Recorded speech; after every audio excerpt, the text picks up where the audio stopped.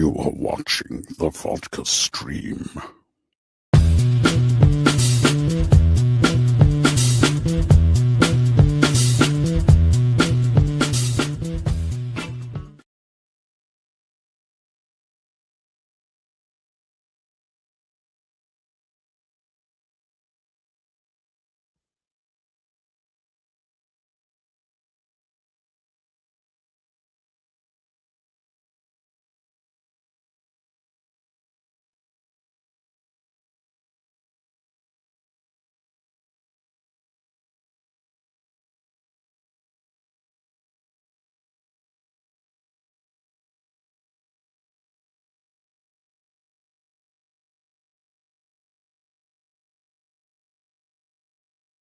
There it is. Okay, hold on. We're good.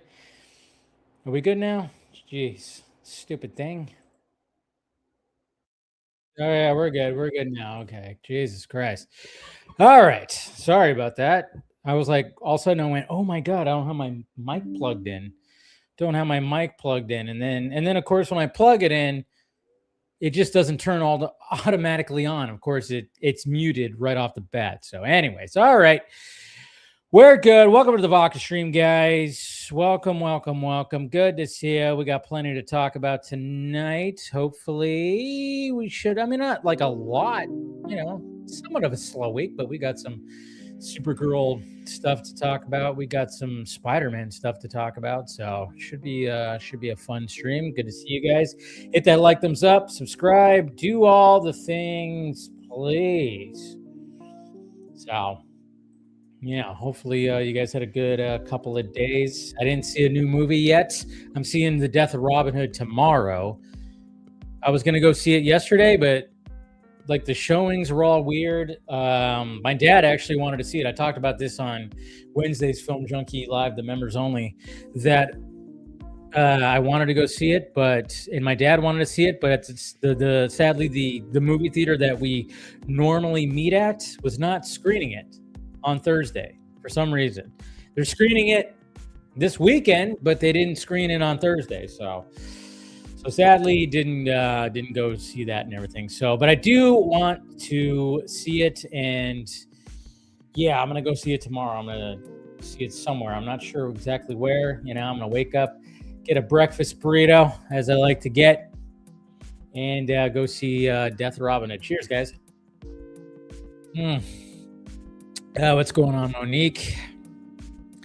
We got a fantastic Friday, hopefully to you as well. It's Greek season chicken tenders, Greek asparagus, and Mediterranean-style chickpea, tomato, and cucumber salad. Oh, love me that cucumber salad. But yeah, that sounds awesome. Greek seasoned. I wonder what that tastes like. Greek seasoned? Interesting. Gilmer, what's happening with these IP films? Does keeping an actor's role secret really matter? Wouldn't announcing who you're playing build more anticipation than treating it as a surprise? Shouldn't a good story be enough? I see your point, but I also see the fact that it's, there's build-up and there's discussions that are happening and teases. Like, when it comes to Adria Arona, I'm thinking, like, announce it before we see her on set. If there's going to be outside shooting with her, announce it before we see that. But there's nothing wrong with, like when Jason Momoa basically teased that, oh yeah, she Screen Rant said that they're rooting for her to be Wonder Woman, and then he just casually said that Lobo would vibe with Wonder Woman. I don't know. I think it's kind of fun when it comes to that. I get what you're saying, though. I know some people don't like it when things are kept a secret, but at the same time, it is kind of fun. It's kind of fun, in my opinion. Droga, what's happening? I saw Toy Story 5 a few days ago, and I loved it a lot. I'm also going to Comic-Con in Sydney, where hopefully I meet a few celebs. Nice. Yeah, I don't know when I'm going to see Toy Story 5. I even said that one of my friends wants to take her daughter, and I was like, all right, let's do it. And then we were thinking about doing it tomorrow, but we forgot it's Father's Day weekend when it came to other people. And then I was even going like, wait, if you want to, it is going to be pretty crazy opening weekend. It's going to be pretty crazy. So maybe we should postpone it. So I don't know when I'll see Toy Story 5, but yeah, Lobo Hype, what's going on? Clone Avenger, good to see you. Ghoul, what's happening? Also great to see you. Ahoy, ahoy, Mr. Jason McKenzie, what is happening? Supergirl hype sounding positive, bring on. I know, right? Cheers to you as well. Good to see you. Cheers, cheers, cheers. Yeah, I'm going to go over some of the reactions as well when it comes to Supergirl. Might as well, right? Kevco TV, what's happening? Hope everyone had a great Friday. Yeah, can't complain. Can't complain. What's going on, Devin? Good to see you. Hey, Dave, the early reviews of Clayface are good. Yeah, there was a test screening for that, too. Also, bitch, I'm not calling you that, Devin. I'm just saying that apparently Aaron Paul, it was revealed with these test screenings of Clayface that Aaron Paul has a role in the movie. Nobody knows what it is, but I think we all know who Aaron Paul's playing. Batman. What are you talking about? We're going to have a short Batman. Jesse Pinkman is going to play Batman. He's going to call everybody bitch. Now, that's a stupid joke. I don't know why, but I just posted that. I posted that on Twitter and it got some traction. I was like, oh yeah, we all know he's playing Batman, right? He's playing Batman. Why not? Aaron Paul Batman? That'd be pretty funny. That'd be pretty funny anyways. So let's see what else we got here. Sorry, I lost my place. I like that what I'm hearing more comparisons to Mad Max. Yeah, no, I mean, people have to realize that this movie is, again, it's not a James Gunn movie. And you know what kind of pissed me off was at first Variety, of course, Variety being stupid Variety. Then when they first were posting about the reactions, it upset me because they said like first reaction to James Gunn's Supergirl. They were talking about James Gunn. It's like, hello, James Gunn is running the universe, sure, the DC universe, but it's not James Gunn's Supergirl. Can you not disrespect Craig Gillespie? And that's what sucks about this whole thing. And the sad fact of the matter is, it's like, yeah, I mean, part of the thing is like, oh yeah, the guy who's running the show, his name outshines the other names, and I'm like, don't do that. He should not be outshining. Wow. I'm a sucker for a breakfast burrito, man. That's what I live for. That's why when I, during the week, when I try to, eat healthy and just kind of like eat the same things pretty much all week, I live for that breakfast burrito on Saturday. And I found one of the best breakfast burritos. Like I said, I found a pastrami breakfast burrito that is to die for. It's so freaking good. But yeah, so I mean, but if I was like, you know what? I'm going to go see Death of Robin Hood tomorrow. I'm not sure what time, but I'm definitely going to stop somewhere. Maybe not that place. I kind of do want to drop by that place to get that pastrami breakfast burrito. But yeah, I'm a sucker for a breakfast burrito. There's places around here that have good ones too, of course. But we also have that the actress. Oh yeah. I forgot what her name was, but that was pretty sad. Like I saw that and I went, holy shit, she was only like 35 years old. Yeah, 35 years old. It was pretty like crazy because apparently, I mean, she was living on the streets. I don't know. I saw all kinds of weird stuff. I don't know. Hollywood, and the sad fact of the matter is Hollywood is as cool as it might be and as entertaining and stuff. There's a definite dark side of Hollywood. There's a big time dark side of Hollywood when it comes to all this. I don't know. It's pretty crazy. Johnny Dome, Millie didn't even say anything bad. She said Supergirl doesn't have romance, but oh yeah, I saw that too. Well, the wokesters, anti-wokesters, not the wokesters, the anti-wokesters. As soon as somebody asked her, oh my God, which way does Supergirl roll? And she was like, yeah, maybe both. And I'm just like, I saw that and I went, well, at first I was like, oh yeah. That's gonna. They're the tweets. They're the same. The normal people are saying the tweets and everything. And she just answered a question saying that Supergirl could possibly go both ways. And I think if you read Woman of Tomorrow, you kind of go, yeah, she probably could go both ways. But the thing about that story and the thing about this story that we're gonna see right here is there's no romantic interest in the movie. Why are you freaking out? Stop freaking out. There's like literally going to be no romantic interest in this movie. So stop it. I mean, these people, they just want to see it fail because they think it's woke and they're trying to find anything woke about it. And it's just getting sad. It's like all she did was say that, yeah, maybe she's, she goes both ways. She's probably bi. And I'm just kind of going, okay. Yeah, she probably would be. I mean, if you see how she is, she probably would be. Why not? It's just like, come on. Why are you guys freaking out about that? Who cares? And it's not going to be shown. She's not going to be kissing some girl in this movie or something like that. That freaks you out. It's like, what the hell are we doing here? It's like, it's so freaking crazy.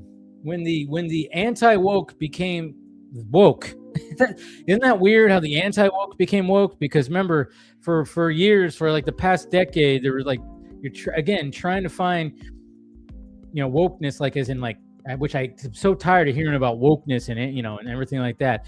But they're always trying to find racism and sexism and all this kind of stuff in everything, which yeah, that still happens. But then we got the anti-wokesters that try to find anti-woke shit in everything. It's like as soon as they mention this, it's like, Jesus Christ. It's not a big deal. There's not going to be any of that. There's going to be nothing of that. There is no romantic interest for Kara in this movie. At least we know of. And she's not trying to hook up with fucking Lobo. She's definitely not trying to hook up with Ruthie. Come on. What are we doing here? Stop it. All right. It's rant over. It's like all that shit. And I'm like, oh, man. Come on, guys. Just watch Godzilla -1. Holy crap feeling. And so, yeah, such a great movie. Can't wait for the sequel. What's going on, Hunter Iggy? There are rumors going around the internet. Aaron Paul is playing Matt Hagen's, playing his father. I can't see that. Really? He's playing his dad? I mean, Aaron Paul, I guess. I mean, Aaron Paul is, but he looks too young, even though he's in his 40s. I don't think he's playing it. Yeah. Tickets for Supergirl, The Odyssey, and Spider. Yeah, there you go. Buy them tickets, guys. Buy the tickets. Oh, boy. Zack Snyder, Friends of Trigger, Supergirl reviews. Oh, yeah, there's that, too. There's all that stuff. And I saw a tweet that I had to call out, which I'll probably talk about on Monday's Film Junkie Live. See where that goes. What's going on, Mr. Venom? Good to see you, my friend. Ghoul, I love how Cosmic Book News created fake news of Clayface not being played in IMAX. That's all they do is create fake news. Mr. Matt McGroin is always creating fake fucking news for everything. I mean, remember Zack Snyder, Christopher Nolan, and the Saudis. They're going to be restoring the Snyderverse. That's right. Christopher Nolan, Zack Snyder, and Saudi, the billionaire Saudis, are going to restore the Snyderverse. Remember, that's what's happening, according to Cosmic Book News. Credible. Hey, pirate ship, man. Appreciate you, Jason. You're awesome. Always helps out, guys. Always helps out. And I appreciate you helping out the pirate ship. Like I said, when it comes to when the panel is on, if you have a question for the panel answer, sometimes maybe we'll go to the chat and see something that's interesting to talk about. But most of the time we're just chatting, and if you have a super chat, we definitely will answer that question. Gilmer, it's a bummer Brad Bird's film won't get to theater. Oh yeah, that one. What's it called? Ray Gun or something like that? Yeah, Ray Gun? Is that the one you're talking about? I get wanting a slot from Cliff Booth's film, given the pedigree, but it's funny that Fincher apparently wasn't even fighting for it. Of course he wasn't. And Tarantino wasn't even probably caring about it too. The Pink Man. Yep, I got my Supergirl tickets. Yeah, I'm Batman, bitch. Aaron Paul is playing young Jimmy Gordon. That'd be pretty crazy. What's going on, Mr. Balga? I heard such a really bad phrase being said in many of the first reactions. It's fun! Fun!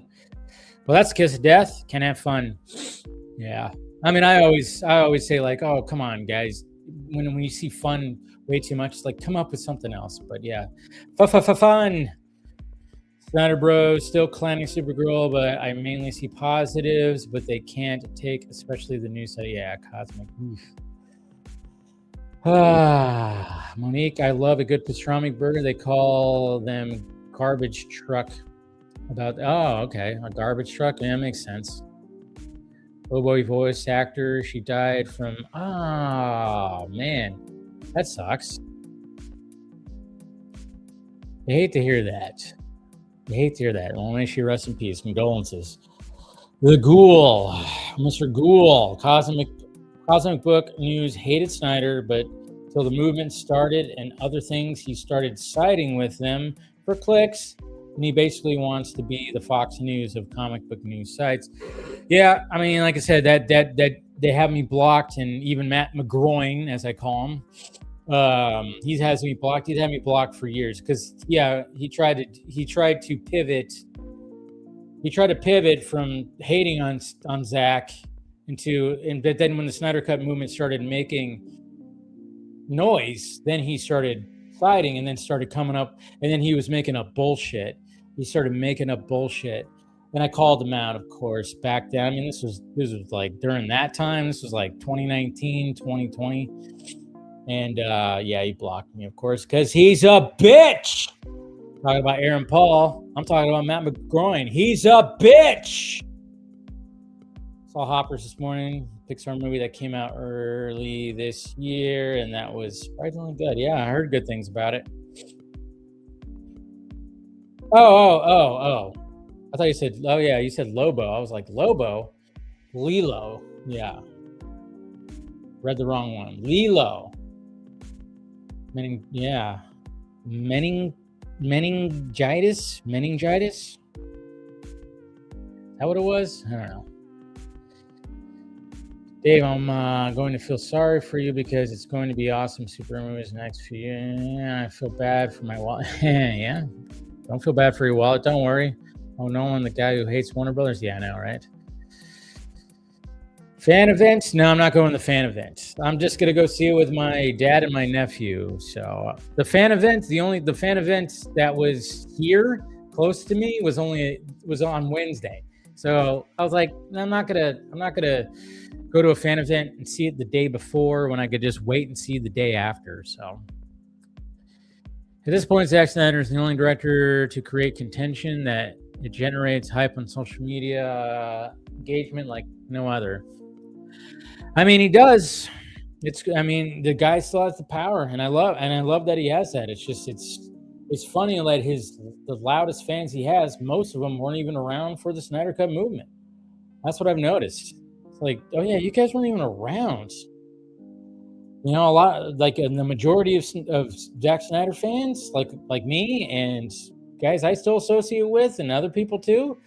It's like we all just kind of went, hey, we won. We got our W. We got the Snyder Cut. That's all we need.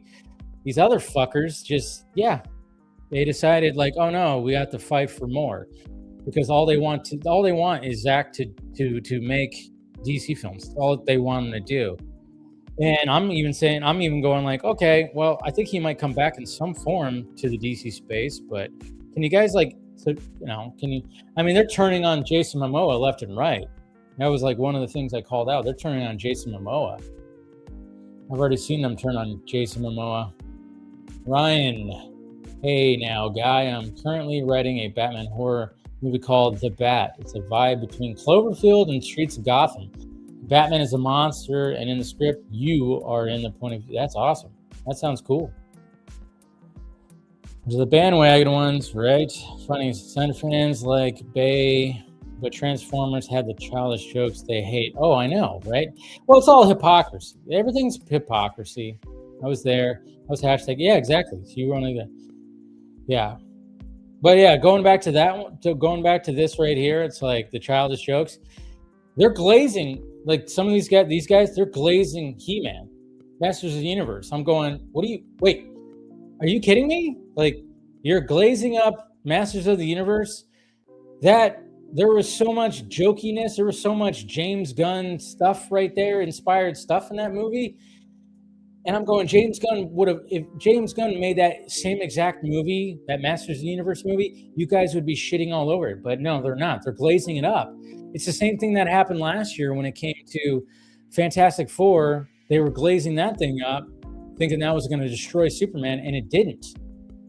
You know, and I'm not saying, I mean, Supergirl's in a tough spot because it's sandwiched right in between two animated movies, Toy Story 5 and the Minions and Monsters movie. So yeah, it's going to suffer. It's not going to probably do, I mean, if it makes 300 million, that'll be good on them because it, you know, it's, who knows what it's going to make. I'm hoping for the best. But it's just kind of funny. All that stuff. It's like, I'm seeing like the same guys that are just that every day that are shitting on the DCU and Gunn and Supergirl. They're glazing up Masters of the Universe. I'm going, are you fucking kidding me? You know, and I'm just, because I didn't enjoy it all that much. You guys heard my review. I thought most of the comedic elements were totally cringy and just didn't work. But I like the action and I like the aesthetic, and I'm hoping there's going to be a sequel. And I'm like, okay, but you know, I'm one of those guys that I just, you know, I kind of think individually, I guess. I don't know. But yeah, it was just funny stuff. Just funny stuff. I love how they say I hate Snyder when I literally did the hatch. Yeah, no, they always do that. Oh, they say I hate Snyder, and I've literally had the guy on this fucking stream. Dave, do you think Toy Story 5? I mean, it could. I don't know if it's going to make $1 billion. It's harder to make $1 billion. I just don't know. I think it might get close, but I don't know if it's going to be a full-on $1 billion. I don't know. Just because it's the fifth one. No. I know all the others made $1 billion. I don't even know. Did all the others make $1 billion?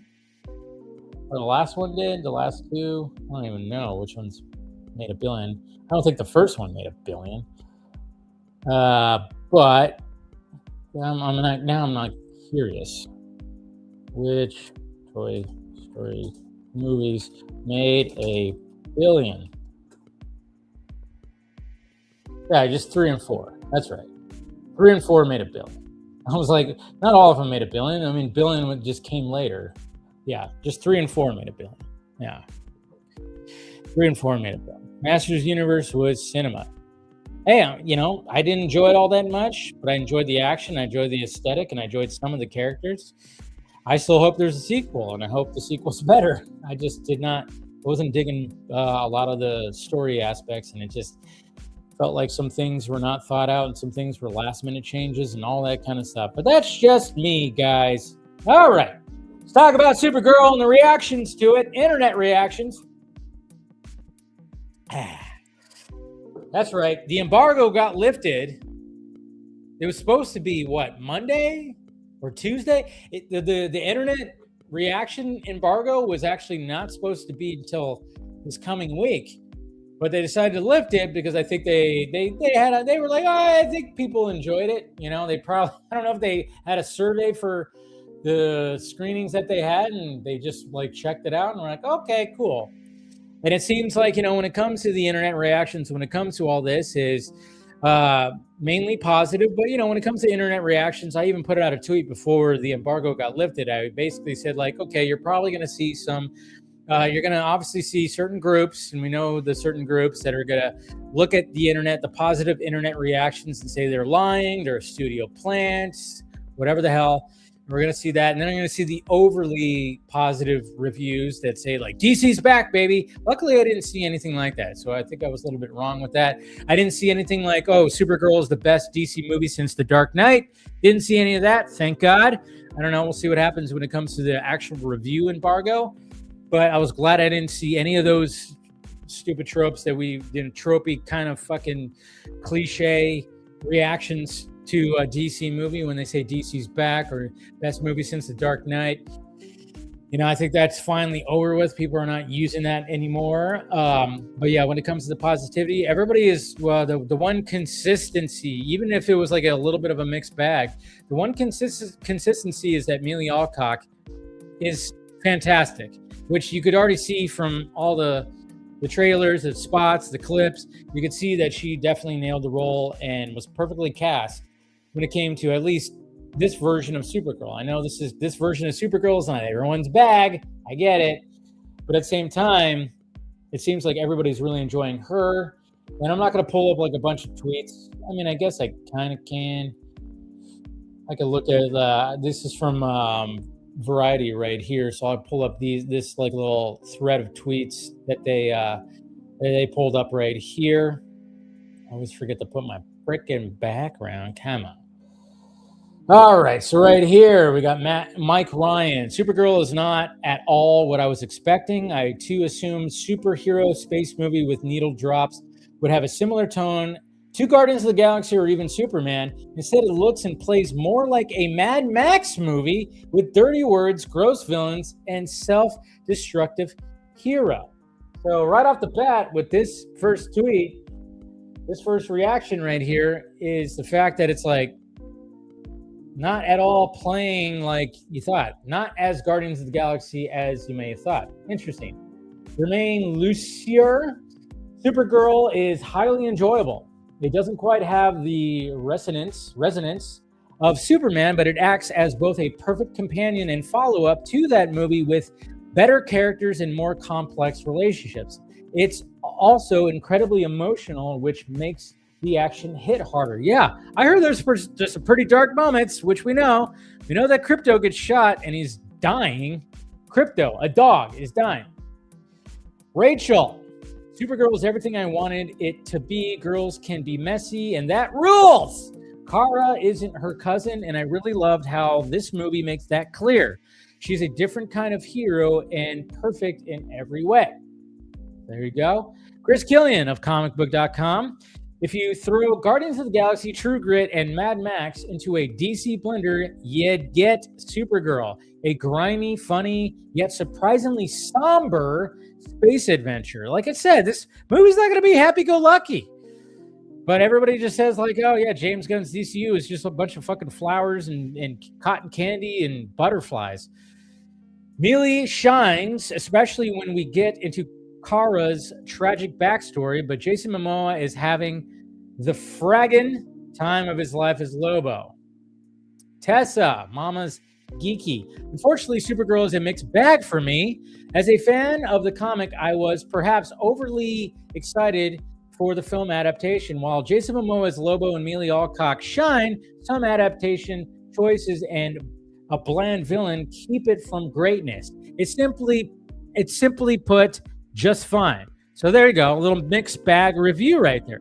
She was a big fan of Woman of Tomorrow. In certain things, certain liberties that they took when it came to adapting it, she was not really all that great with. Okay. Simon Thompson, Supergirl isn't a classic, but it's pacey fun, and hits most of the targets it aims for. Amelia Alcock is great as the titular heroine, and Momoa's Lobo is a blast. That's another thing too, is Momoa's, always raving about Momoa. Other big wins are the action, humor, and when it leans into physical production and costuming design are thumbs up. All right, so we got that. See? So we got like a little bit. They added some mixed stuff in there, so that's cool. Gotta like that. We got some more right here. Let's see. We already saw.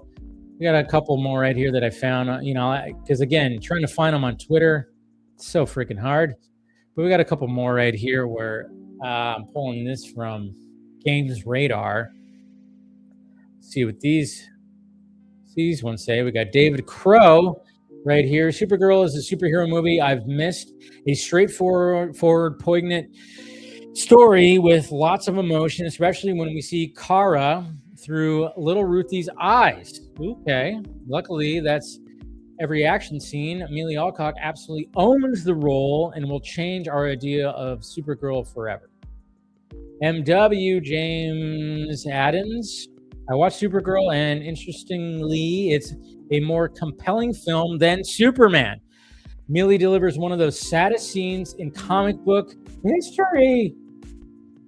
Wow, that's crazy. Comic book movie history. The film balances action, humor, and drama throughout its runtime. Sometimes messy, sometimes extraordinary, but always engaging. And we already saw Jermaine right there. So there you go. There's some reactions right there. You know, like I said, there's some mixed bags in there, but mainly positive. But that's usually what the internet reactions are. Obviously, the embargo, I think, is Tuesday, Wednesday. I can't. The full-on review embargo, Rotten Tomatoes, all that stuff. We'll see what happens when people like talk about it, when actual reviews come out and everything. So it's going to be interesting. But like I said, it seemed like the running theme was the fact that Amelia Alcock and Jason Momoa, they kill it as their characters. They kill it as their characters. That's right, guys. Right, you people out there that think that he betrayed Zack Snyder, and you know, you would never say it to his face. You think that, you know, he just like sold out or whatever the fuck, or he's gonna, I don't know what the hell you guys are thinking. He's playing the role of his dreams, the one that he wanted to play initially when it came to DC. He thought that even when Zack cast him or like wanted to bring him in, he thought he was going to bring him in for Lobo. He thought it was going to be for Lobo. He ended up getting Aquaman, and it worked. It definitely worked. And yes, he did make the $1 billion movie. The $1 billion DC movie does belong to Jason Momoa, which is kind of funny that it belongs to him. But then the sequel fell flat on his fucking face, which is crazy. But yeah, very much looking forward to Supergirl and all the stuff. So yeah, it should be good. I'm kind of curious about the full-on reviews and see where it sits. But yeah, it just seems like, yeah, villain's weak, which I think that we all thought that Krim was going to be a weak villain, but everything else works. Definitely works. So that's what else you guys got. As a DC fan, the only DC film I will see is Clayface because it's horror I wanted from DC Universe. Interesting. Johnny, bet they would praise the new Jackass because it's the same week in a Supergirl movie, but it's all, that is kind of weird. You would think like, oh yeah, but at the same time, like these, I don't know, like these guys hold like a different standard, and I don't think I think when they look at Jackass like, ew, oh my god, you know, something like that. I don't know. But you'd think they'd be glazing up Jackass, but yeah, I don't think the groups that want Supergirl to fail, they're not Jackass fans either. And I'm talking about the conservative types. They're not all about Jackass because obviously it's like, oh, it's degenerate, they're this, they're that. And then even like the diehard Snyder guys, they're not all about Jackass either. That's kind of interesting because, yeah, I'm wondering how Jackass is going to do. That's a totally different audience. So, I mean, Supergirl has to go up against Jackass, and it's sandwiched between two animated films. So, yeah, you know, like I said, if it makes $300 million, power to you. But, I mean, it's in a tough spot. Might not even make $300 million. I don't know. See what happens. I feel like Gunn hate needs to stop. It's never going to stop. It's always going to be there. Everybody's going to hate everyone. People hate Christopher Nolan. People hate Tarantino. People hate Steven Spielberg. There's always going to be hate for someone out there. It's all good. But I know it's extreme when it comes to, because he's in the comic book space. Honestly, surprised that Gunn and Safran didn't use Supergirl to introduce the Green Lantern Ariza.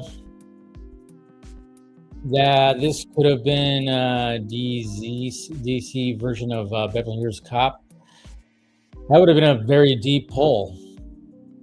Seeing Supergirl with the fam next Saturday. Can't wait. There you go. To be honest, Dave, the sequel didn't do well because of Amber Heard, and DC was literally getting rebooted. Yeah. But, I mean, but at the same time, it was like, what, 5 years later, right? 4 or 5 years later. It was also very late. It came out way too late. And people were just like, what? Aquaman? Oh, yeah. That was a thing? Yeah. Yeah.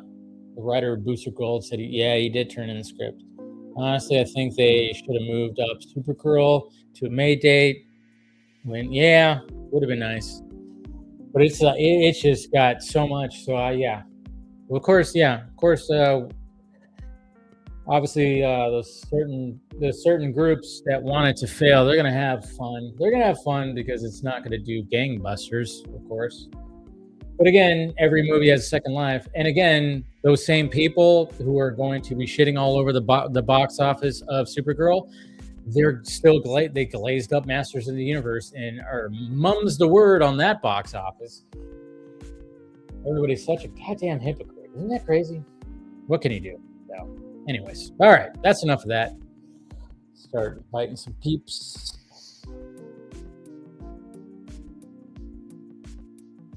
Start bringing some people in here.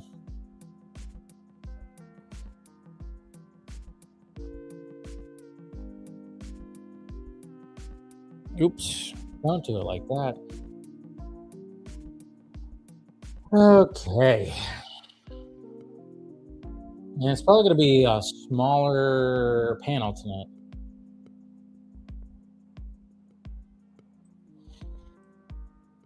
It's going to be a smaller probably panel tonight. Probably won't be too many people. A lot of people have things going on tonight. So hopefully next week we're going to do a full-on Supergirl discussion. So get as many peeps in here as possible. I want to see those dorks see last Photograph in theaters, but that will flop most likely. So that's what's funny though. It's like,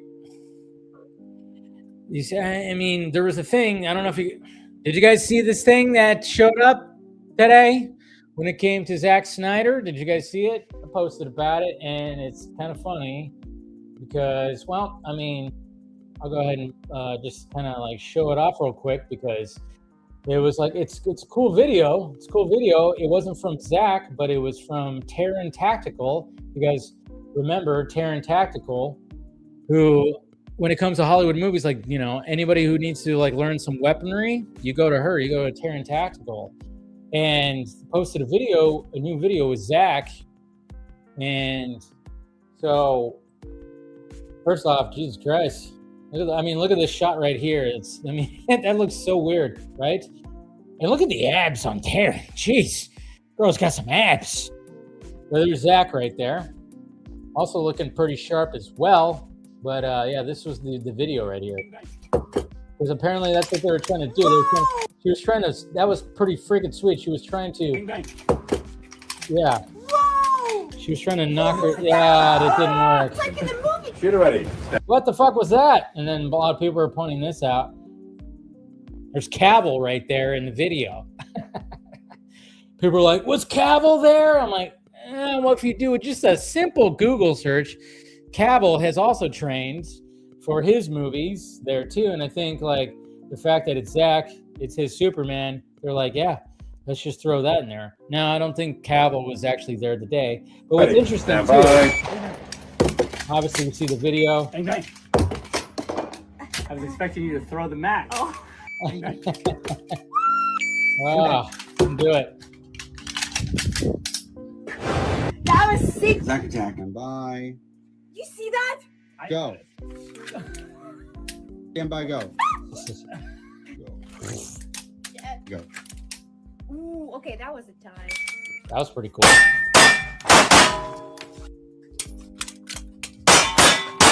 That was the Snyder cut. So there you go. So that was being passed around today too. And I was like, okay. And of course, I was freaking out a bunch of the crazies out there. But hey, pretty cool. And the thing is, though, like her caption says, settle this debate. Should Kurt Russell make a cameo in Zack Snyder's Escape from New York? So I wonder if they talked about that. And who gets your vote as Snake Plissken? And then, of course, the fact that she put Henry Cavill in there, it seems like she's campaigning for Henry Cavill to be Snake Plissken. Now, I wouldn't hate it, but I also don't think that Henry Cavill should be Snake Plissken, to be honest. I just don't see it. I think there could be somebody, different. But again, I wouldn't hate it if it ended up being Cavill. But so she's definitely campaigning. But naturally, the reason why they put Henry Cavill, doing the thumbs up thing is because they're restoring the Snyderverse, obviously, with Paramount. That's why that got put in there. She was just hinting at it, of course. She knows because Zack told her that, hey, oh yeah, I've been talking to David Ellison and Warner Brothers, and once the merger happens, and my Saudi Arabia friend, and Christopher Nolan, we're restoring the Snyderverse. And I'm telling you, so put Henry in that video. Anyways, sorry. All right, let's go ahead and turn off the music. Boop. All right, what's going on, William? What's up? How you doing? I'm doing pretty good. Great. Oh, fuck StreamYard, fuck UPS. Oh, wow, you got a double whammy. I saw your tweet about UPS, but what? First, tell me why fuck StreamYard. Oh, my last Saturday night, they destroyed my stream, and to your credit, okay, unfuck StreamYard, because to your credit, if you're watching, you did take care of me afterwards. I sent you the screenshots and all the stuff the proof that they destroyed it's been screwing up for about a month now. And I've been sending little things to the help thing. Hey, this has been messing up. My tabs aren't working. My sound just leaves. I'll have all indications that I have sound and everything else, right? And then I'll get like a chat or something saying you're on mute. And I'm looking around, I'm like, not on mute. Then I bring up the YouTube thing. Yeah, sure enough. I was 16 minutes going on Saturday because I thought I was talking to people. And then finally, I just sent in all the information to StreamYard. I'm like, dude, if this was the free one with the little ducky on the side, when when you get the free one, all right, you can jam. You're paying for it. Yeah, I'm paying for it, and it ain't cheap. So yeah, they refunded me a month. They refunded me a month. That's good. Okay, so they cleared it up for you at least. They cleared it up after the fact. UPS, wow, you motherfuckers! I had some stuff when I went to this convention here that got signed by Dan Guntana, that a customer who's out of state sent me.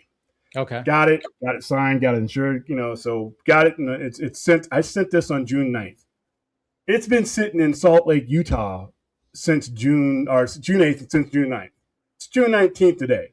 10 days. Got an RFID tag. So either they stole some shit from me or their incompetence lost it. Either way, the way they're handling it is completely un-StreamYard like.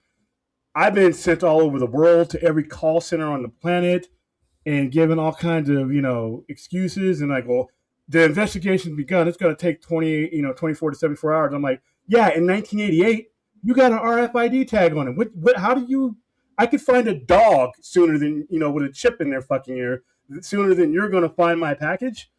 So, and it's insured and everything, but it's a pain in the ass, man. It's inconveniencing my customer and myself. And, yeah, I'll never use UPS again. I only use UPS because that's who he used to send it to me, and it was a return ship. But otherwise, I use US Postal, and I'm going to, I use some other things. But if the customer sets up the shipping, I generally go with what they've done, and they use UPS, and they suck. And I blew all kinds of days trying to find my package. And I'm like, well, it's sitting in Utah. If I can see it on my screen, sitting in Utah, go get it. Well, we have to have a separate investigation. What? The fucking package with some comic books in it. Go get it. So yeah, both of those guys really. But StreamYard was immediate. I Sunday morning, I sent the email. I'm like, this messed up my stream, and it's been messing up my stream because I've been watching some of my streams, and I'd say, well, try a different device. So I tried two different computers, and it's StreamYard. So anybody who's having issues with StreamYard, by the way, they have identified that there are some major glitches that have been happening in the last 90 days. They acknowledge that when you send them the letter. So if you guys are having issues and you use StreamYard, let them know immediately. Don't wait, because you can get some money back, and any penny you can get back. Yeah, they'll have they've, especially when they change stuff, and it is kind of interesting because I know you've always had like audio issues with StreamYard. Yeah, and it's funny because you sound great right now. Your volume's good, everything's good, your microphone sounds good. So I'm like, it's almost like they were like, oh, God damn, we've been messing with it. And they just hit a button, and now all of a sudden because sometimes, your audio has been like loud, quiet. It sounds really good now. So it's like, they went through and whatever they did, because they did come into the system. Yeah. And they did remote, and they did make sure everything was fine. And then they had me send, audio. They had me send everything to them. So, and whatever it is, they fixed it. But yeah, it was gone. But usually when you're muted, like say you accidentally mute yourself, you see the microphone, it's X'd out. You know you're not talking. But on all my things and my sound bar is jumping up and down with my voice. It's everything is going good. But one of my customers or one of the viewers actually called the store line and actually called me and told me I was muted because I could see them telling me I was muted in the chat. But I'm like, it's fine. Nope. Yeah. It sure as hell wasn't. And then it took me a while. And then I had to go out completely. Yeah. And then come back in, So yeah, but to their credit, that's how you do. Listen, nothing's perfect. Nothing's perfect. It's retail. Things happen. It's how you take care of people on the back end that keeps. I've had people screw up. Fat burger, my triple patty. They left the patty out. Guess what they did? They replaced the whole burger.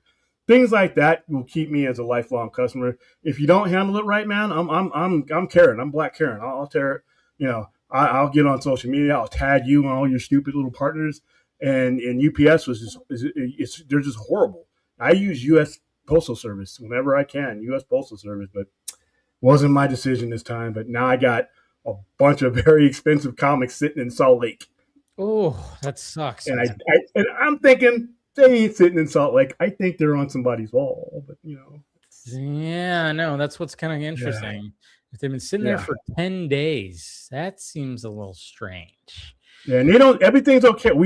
And listen, when you screwed up that bad, the last thing I want to hear, two things I don't want to hear. I understand your frustration, but shut up. No, you don't. We wouldn't be having this conversation.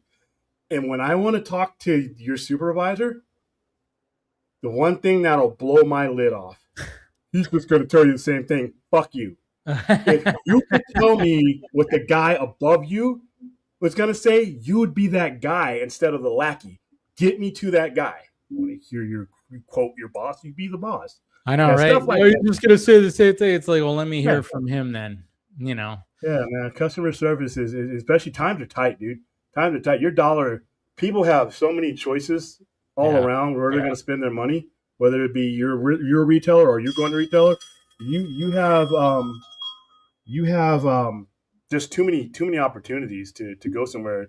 And it's that way. StreamYard understood. And it's not like there's a bunch of places out there, that you can go for what we do, but they took care of it though. That's how you take care of stuff, man. So I was happy with them, not happy with UPS. Yeah. Okay. Yeah. I saw your tweet and I went, yeah, that's kind of interesting because you were just like, pardon my language, but fuck them. You were just like, yeah. I'll let the passenger pigeons take my shit to where it needs to go. Seriously. You think you said squirrels or something like that? Right? Wild squirrels. Let me drag my package. I'll take my chances, but there you go. Oh well. So what's been going on with you? What's the burning topic that's been we'll be talking about some of the Supergirl reactions and of course the Spider-Man trailer. We'll get some more peeps in here. Hey, Christopher, what you up to? Hey, Christopher. Well, I'm glad to hear everyone else has been having problems streaming. Like a couple of streams ago on Marvel Alliance, all of a sudden we went dead. Like all of a sudden, we had internet just like dead, and for 5 minutes we were scrambling, just praying that we could get back on and it wouldn't cut us off. So that's good. Not good that misery loves company, but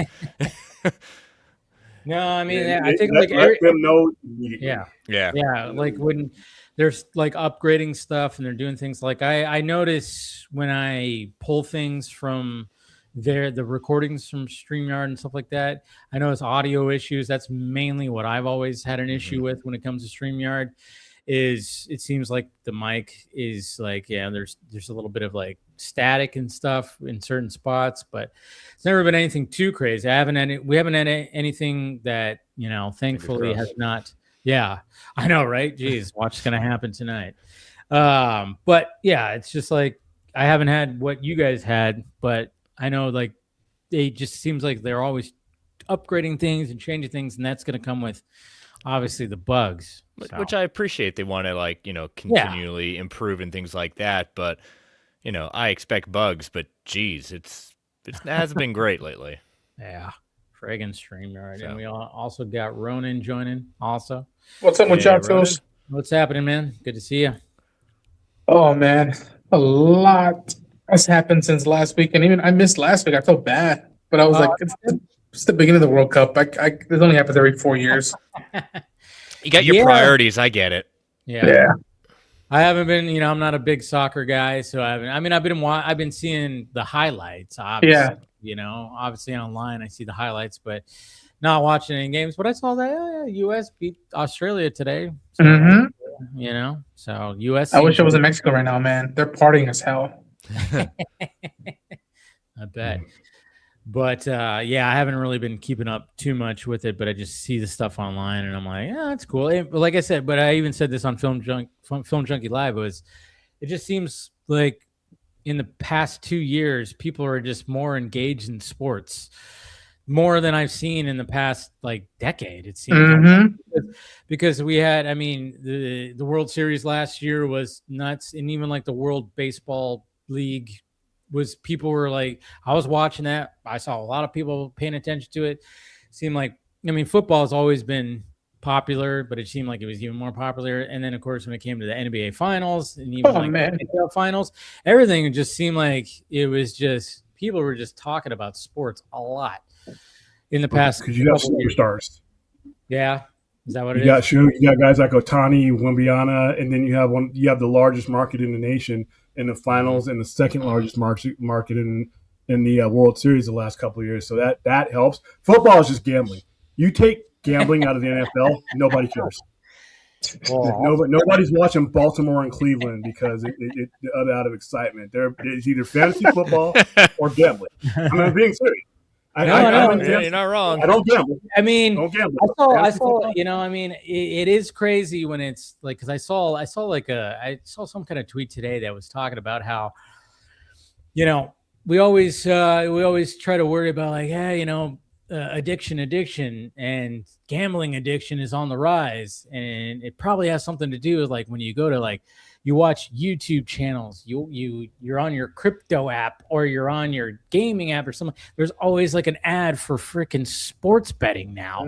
And it's gotten so much more. And I'm like, yeah, why is that? Why is the fact that it's all of a sudden it's every time I'm on YouTube and even within a podcast I'm listening to, they take a break and they're talking about a fucking gambling app or a gambling DraftKings. DraftKings. You know why, right? Because the leagues are in bed with it now. See, Pete Rose. Once they passed that legislation, it was a game now over. The league is in bed. The same leagues that said, we don't want you touching gambling. We're going to ban you for life for gambling. Now they're getting hundreds of millions from it, so it's okay. And then you know what? As long as they put, hey, please bet responsibly. Yeah, and then they give you the gambling. Well, Well, that's the thing. Until they could get a cut of it, it was nope, can't do it. Yeah, it's illegal. You're going to ban you for life. Yeah, until they got a cut of it, made it legal. Polymarket, that's a big one too. And the Kashi app, or something. Kashi, there's the Kashi one too. That's also but it's so funny because I'll see I'm listening to a podcast and they read something for that, and they're but if you have a gambling addiction, they have to throw that in there. Well, wait, if you have a gambling addiction, hey, reach out to this number and blah blah blah. It's wait a minute, what are we doing here? You're promoting a gambling app, and then you're also going oh wait, but if you have a problem. This is when at that moment it's like cigarettes, Yeah. Well, that's when at the moment the right side of the brain looks at the left side of my brain and says, "I'm taking a nap. I got nothing." And it's not even the gambling; it's the pricing of all these sports now. The Knicks, the tickets to go to the Knicks games were out the roof, and again, I'm the soccer guy here, but I remember thinking when it was announced that the U.S. was going to get the World Cup, I'm wow, nobody within the U.S. is going to care as much as internationally, and maybe I might be able to get cheap tickets. And lo and behold, you want to go watch a World Cup game? Go get nosebleed seats for $2,000. It's no, thank you. I'd rather be at home or go to Hooters and watch the games there. Is it really you can see everything? Going to live sporting events ain't as big as it. I would have given a week's worth of pay, which is not $2,000. Trust me, I don't make that much money. I wish I do. But in Mexico, in Mexico City, or even in for the big games like Argentina or Portugal, in Kansas City, $2,500 for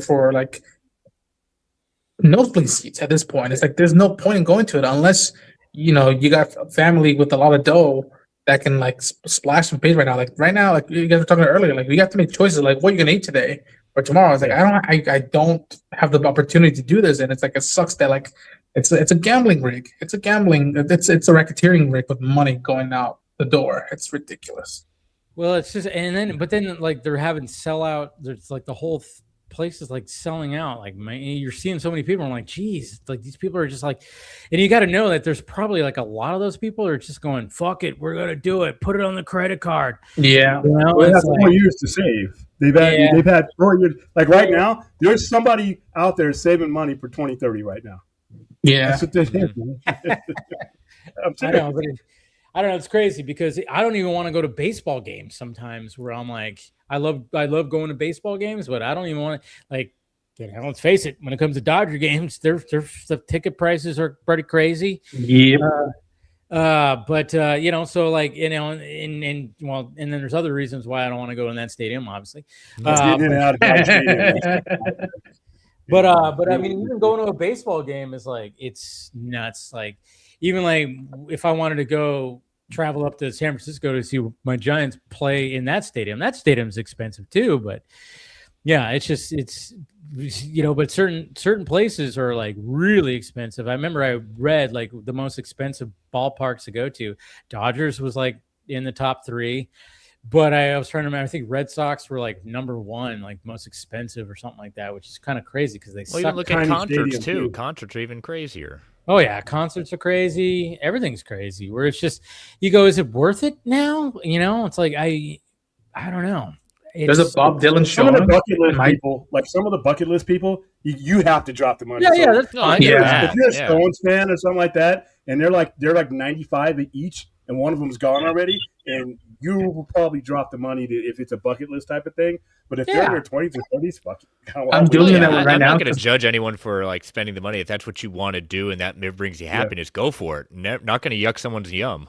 No. Bob Dylan is going to be in my town, not too far away, and it's like I don't know how much time I have left to see him live, and especially if he's in a good mood or a bad mood. So I'm like, I'm gonna have to drop that $400 for semi-decent seats just to be able to watch it play. I'm like, oh yeah, I saw Bob Dylan live. Yeah, I was there. Hope for the best. Yeah, that's all you got to do is hope for the best. But some of these people die early, like Beastie Boys. I mean, I got to see them, and then he's dead 10 years later. One of the Beastie Boys died. Yeah. Yeah, I didn't know that. Ad Rock, I was never into the Beastie Boys. 2012. And he was young. He was 46. Oh yeah, they were. Yeah. That's crazy. I didn't know one of the Beastie Boys dies. Maybe I just forgot about that. That's weird. No, but yeah, I mean, there's been times where I've been really lucky and won tickets. Like, I don't know. I think like 3 times. Metallica is one of my favorite bands. I've won tickets on the radio 3 times throughout my life, which is crazy. I don't know how that happened, but I won 3 times. Did you buy a lotto ticket? Did you dial the phone, like hang up like I used to do? It was like call number 10. Yep. Yeah. Is he a first-time caller, long-time listener? Yeah, I remember there was like one. You call number 9 and they need 10. I'm like, God damn it! I hated that, man. I hated that. It's all just crazy. But Ronan, I know you got to get back to work, and you got a short little time for us. Yeah, I'm pulling a double today, and so like I was like, man, I got to jump in a little bit because I felt bad for last week. But you never feel bad, dude. I get it. Life happens. Yeah. But yeah, I'm excited to hear you guys talk about it. Supergirl, regardless of people's thoughts, I'm interested to see that movie. Comes out next week, and X-Men 97 season 2 is around the corner. That's y'all not ready for that. I'll leave it at that. And all I'll say this for anybody who's going to San Diego, I keep seeing those Doomsday banners, and I am more than ever jacked to be like, all right, I guess I'm going to camp out, and hopefully it's worth it. But we'll see. I saw those. Yeah, man. All the banners too. Yeah.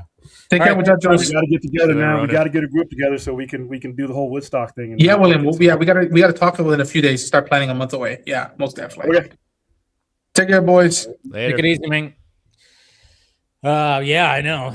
Avengers stuff. I mean, you guys see all the leak things that were happening? I know, boy. My mute game is pretty strong right now. So yeah, see, that's the thing. Yeah. It's like, okay, so the thing is, we don't know what. I mean, in the age of AI, who the fuck knows what is actually real and what's not? Or you know, well, remember that last one? I think it was sometime last year where they supposedly had a bunch of those concept art pieces Yes. that came out. And even then I was like, okay, it's plausible, but it still doesn't like say exactly, who knows if it was real or not, but also what time during the process this was. I mean, they do concept art for tons of ideas. Nothing says that it's going to happen or not. Yeah, I know. And I remember when that was happening too, but it's just, now we're in the age of AI, and I even was seeing like stuff before, and then all of a sudden it's like, oh yeah, we have leaked footage, but we're going to pixelate it because, it's not supposed to be online, and that's how we're not going to get dive bombed by Marvel Studios. And I'm just kind of going, yeah, well, you can still take AI video and just pixelate it. How many times we've seen like images in like the last 5, 10, 15 years where people just Photoshop like, they took some picture from a screen and like, this is a leaked image from so-and-so. And it's like, it's obviously fake. Now we're just in the video aspect of it, because now you can create something with AI, and then, you could just do, I don't know. It's all interesting, but I don't know. I'm just like, the risk of copyright infringement. It's not even worth it, because if they want to, I don't think people realize that even though that most people don't get pursued when it comes to copyright vengeance, you don't want to be that one unlucky person that they decide to make an example out of them. Like, you know what? To save these lawsuits, these 900 lawsuits we don't want to file, we're going to get that guy and we're going to take him. Well, and then it's kind of, and then part of me almost goes like, maybe Marvel Studios is releasing certain things out on purpose to divert, because you have to have a strategy with this stuff. And it's like, did somebody just Jean Grey? Huh? Jean Grey. that whole.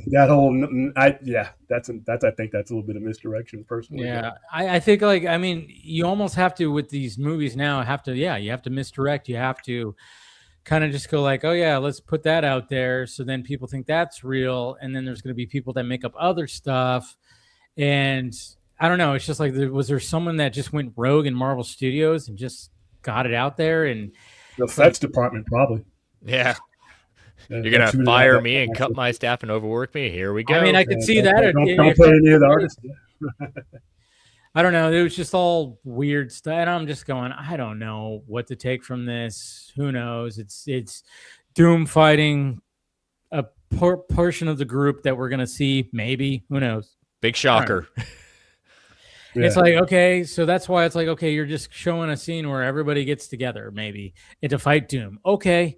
So that's why I'm like, I can't take it too seriously. Is that what it's gonna, certain things gonna look like? I don't know. It's all just, this movie's spoiler proof, though, is really, because listen, when I went to go see Endgame, I didn't run into a person that didn't know Tony Stark was dying at the end. That theater was packed. Everybody's gonna assume. Everybody's gonna go see it, and everybody knew Spider-Man: No Way Home. No, they didn't even try hard to hide those other two were going to be in the movie. Mm-hmm. It's how they executed. I think is, you could know something. It's how it's executed, because No Way Home, how they executed it, everybody in my theater knew. But it's when you saw Andrew Garfield come in, and when you saw them interact, it wasn't about knowing what was going on. It was about seeing it and seeing how they executed it. Yeah, the experience. Exactly. Yeah.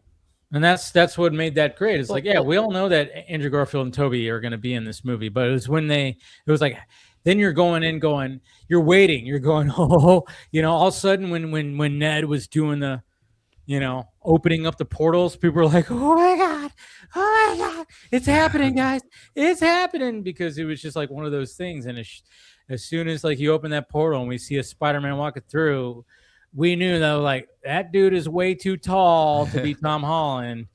And his eyes, the mask. As soon as he turns around, like, that's him. And it was like, I think the best moment of that movie is when he catches MJ.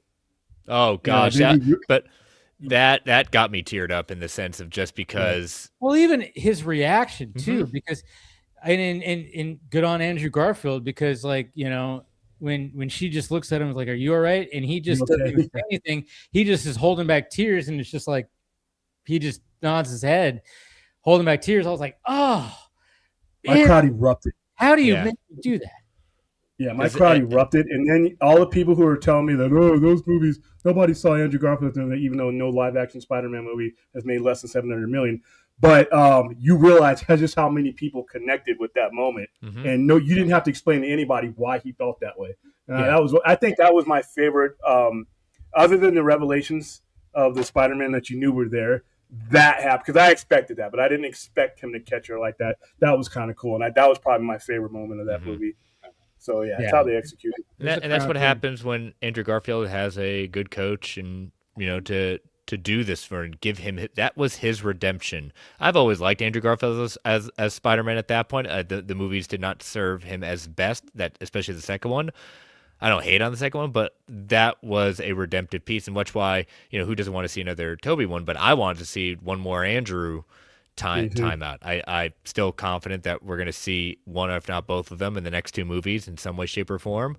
Yeah. But it was you kind of what you said, William, about not getting spoiled and spoiled proof and certain expectations, like in Infinity War, like the general audience, like, oh my god, they killed this, like I'm so much into comics, so much it's like it didn't have that. I mean, I was more impressed that they actually did it, but I was like, they're coming back, like they're not going to keep this like that was one of those, like, I'm not going to ruin someone's, like, oh my god, are they going to bring him back? It's like they're gonna bring him back. Like it wasn't even a question.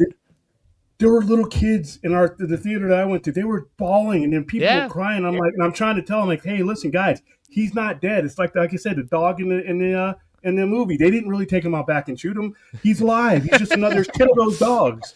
And there were kids 8, 9 are crying, and I'm like, I knew the story. We all knew the story, but they don't read the comics. So if they're looking at Peter Parker turning to dust, and they're like, oh shit, they really did. And I'm like, okay, that's how I feel so good. That.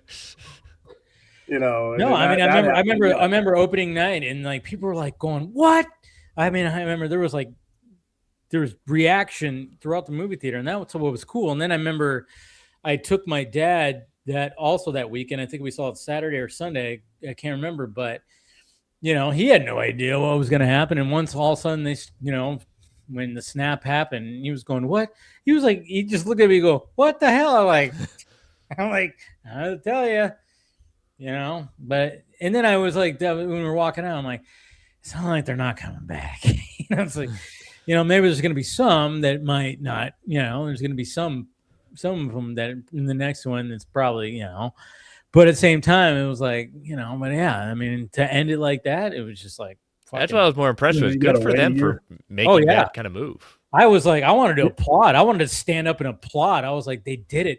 And I remember the buddy I went with, I was like, oh my god, they're just gonna end like this. It's gonna end like this. Yeah, like Samuel L. Jackson's one was the best. Like, mother. Oh yeah. I was like, yeah.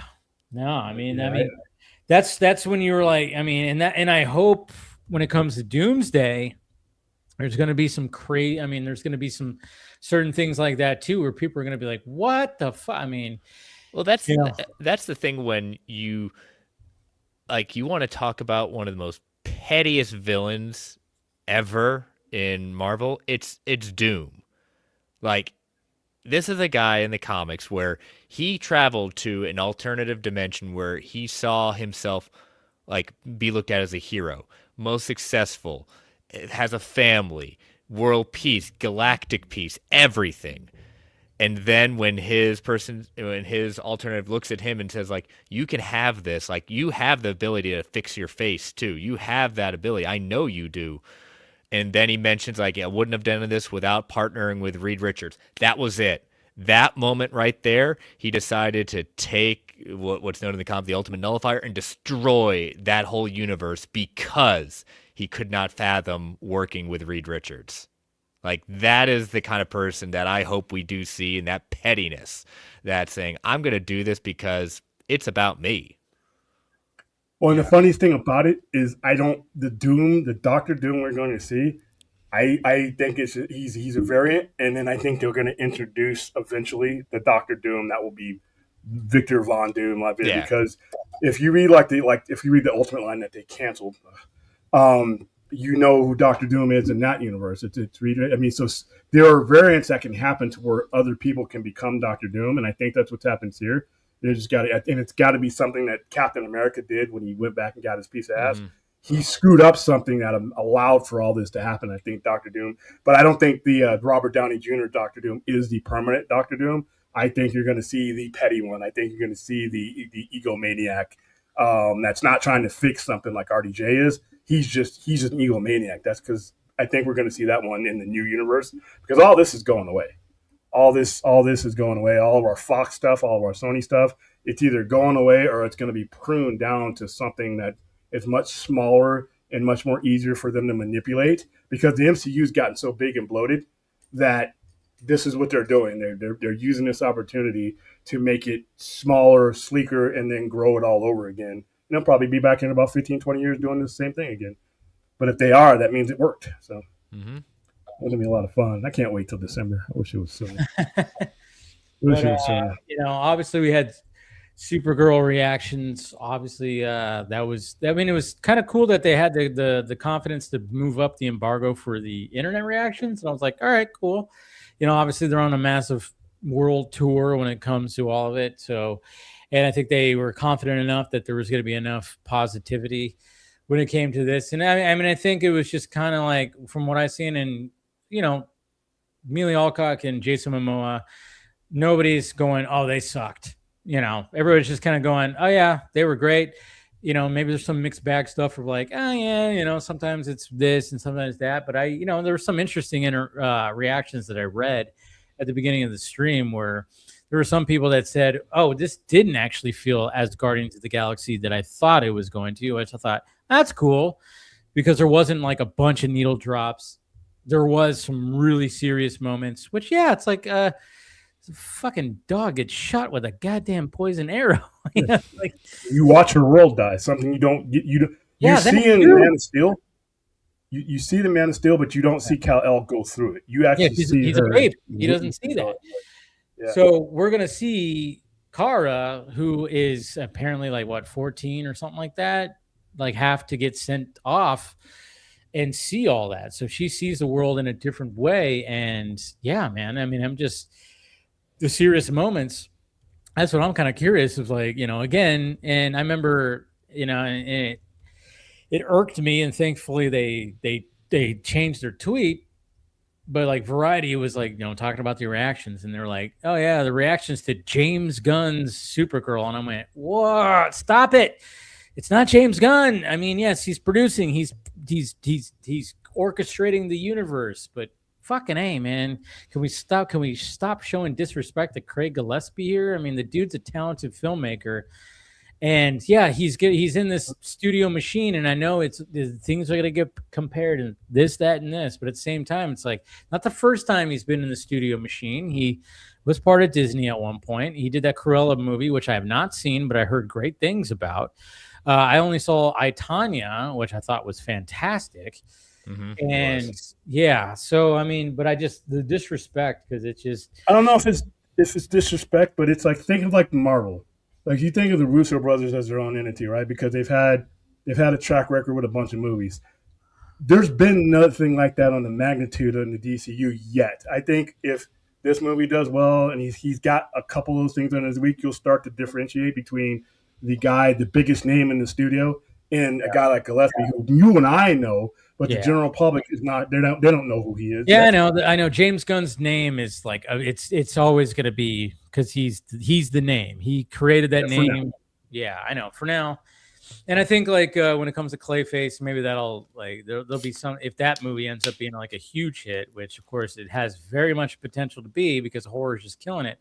I think okay, so Willem, do you think Supergirl is going to have some issues? Because we talked about how the fact that it is Toy Story and then Supergirl coming out with Jackass, the final one, which I know that's two different audiences. So I'm that's so not glad even like that a the big word issue. final is involved in that. See, that's the thing, is like, I think people are over that as well. And then of course, then we have the Minions movie coming out 4th of July weekend. Ugh. So it's just, I know I have never been a fan. Never. I will. think My kids are into it, but no. I can handle the Minions in short bursts. I'm like, funny.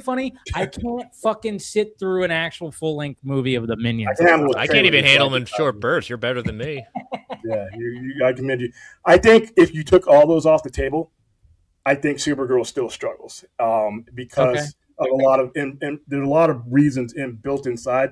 They've taken some risks that I'm glad they've taken, because this is a story that you don't, when you're trying to draw a crowd, this story that Tom King wrote is not the story you tell, but it's a good story to tell. So I'm glad that they took the risk. B, it's a derivative character. The only reason why we even know who this character is because Superman, and this isn't Superman.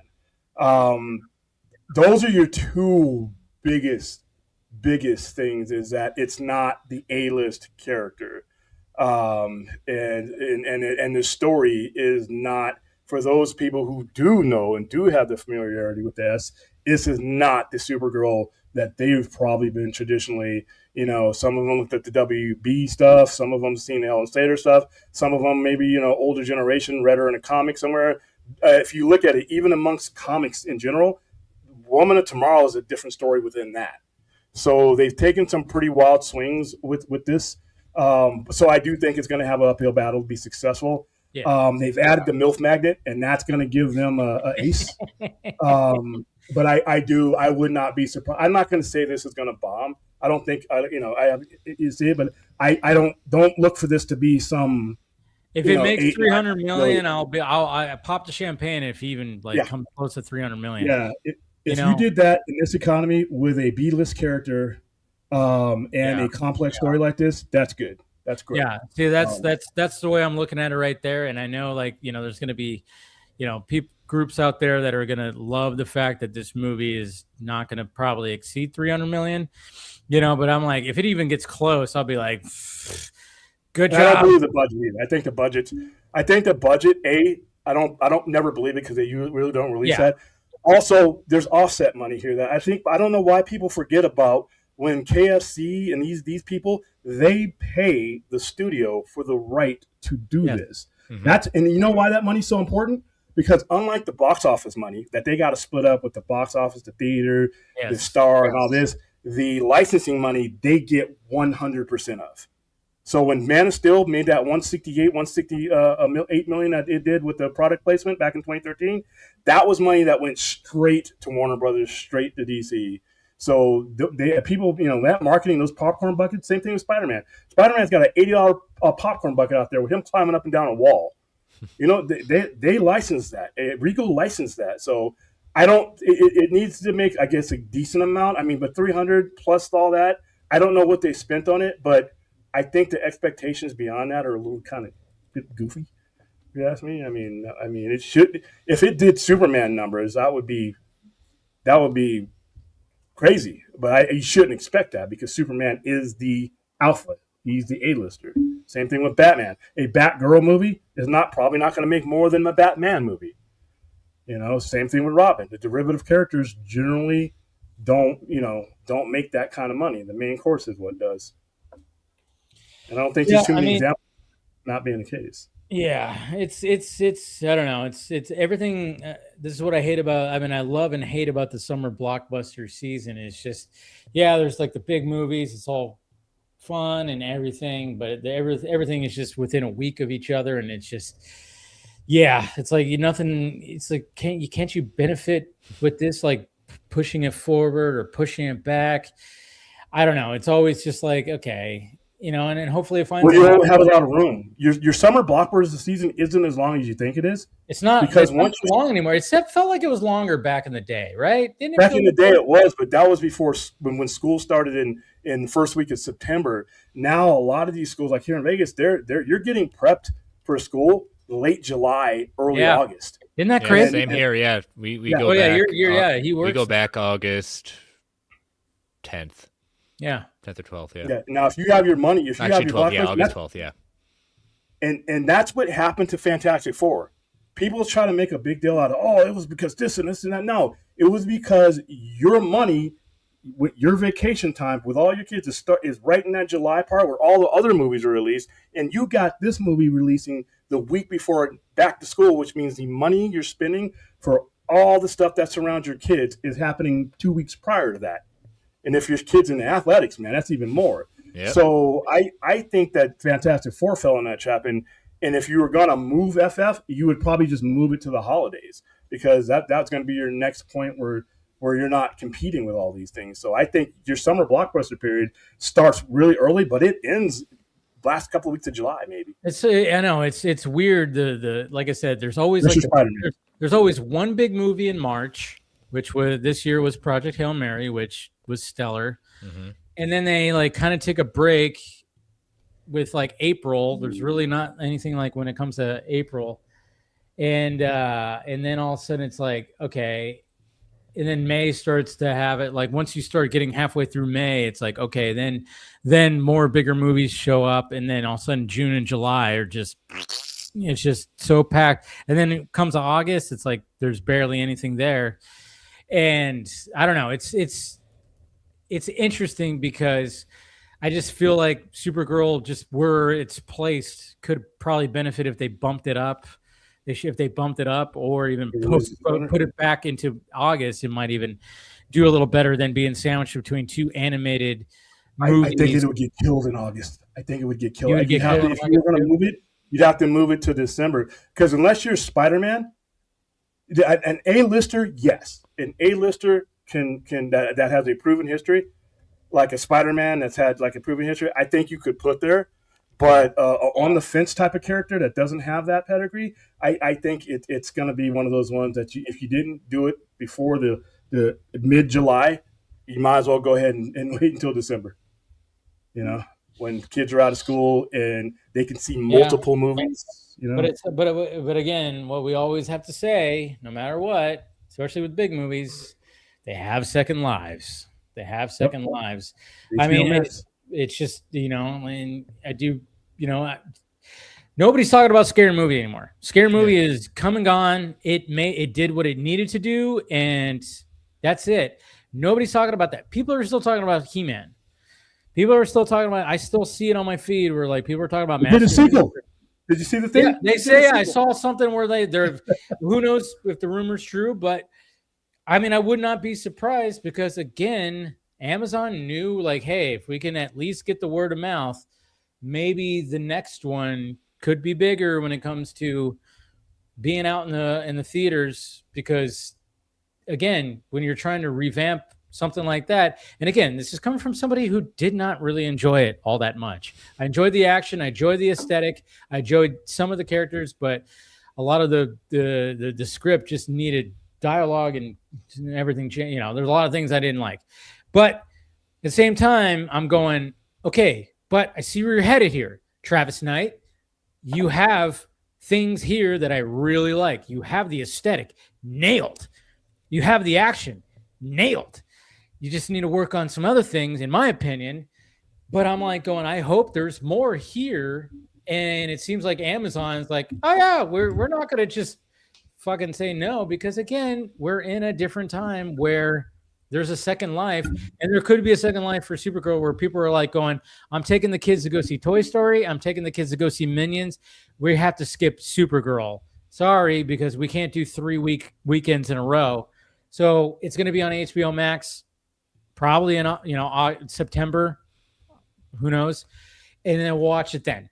And that's the thing. It's like, oh shit. Even though people might have like a better reception to this than Superman, they might. Who knows? I don't know. But yeah, it's but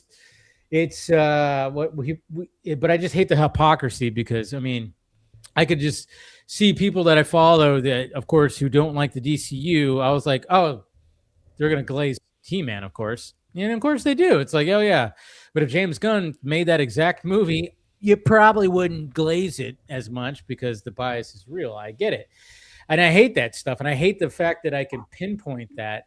Where I know, or like we have certain groups that are just like they're going like, oh, yeah, He-Man, yeah, they're already going to be doing this. I'm like, okay, are you gonna show that same kind of discussion when it comes to the Supergirl box office? Because from what I gathered is He-Man actually cost more, but of course it's Amazon, so it's backed up. I don't know. It's going to be a war zone, of course, when it comes to box office, and everybody's a box office expert, just like they were last year with Superman. But yeah, Supergirl's probably going to make half the money as Superman for sure. But again, anyone with any kind of basic understanding that actually is not a gatekeeper or has an agenda, yeah, can't expect and wouldn't expect it in to do the same thing because it's not the same character. We've gone over this, but it's ridiculous to put that on it. And I hate to say they're studio heads. I'm not saying James Gunn, but the studio heads that are greenlighting this and are like, they're smart enough to understand and been in this business long enough that they think Supergirl is going to make $1 billion. That's a little foolish. They're not like the fools for BBS. No, those fools need to have their heads cracked open for thinking of BBS. But they understand what the level of success for what Supergirl they need Supergirl to do, and it's going to do it. I'm very confident it's going to do it. It's going to do what they need it to do. And the big thing is, it's not about a Supergirl solo movie. It's also about putting Millie Alcock out there, saying this is our star that's going to continue bringing this character out there. Is the audience going to respond? And from what we've seen from the reactions, that's one of the most consistent things that Millie Alcock owns this character for what they're trying to do. Yeah, and I love that, especially when you see all the gross stuff that's been said about her. When I'm just like going, don't. And even when I see people that I respect, all of a sudden they dive into that. I'm like, oh, don't be one of those where they're just like, when it comes to commenting about her, like how she looks, I'm like, come on, what are we doing here? Are we really going to go? That Toy Story one's awful. Yeah, I know that's been that one's messed up. Yeah, he's got a couple of problems though. The whole DCU and I think they've recognized this before as far as the sequence of what they're releasing. Yeah, you only have a couple of shots to keep the attention span of this type of genre.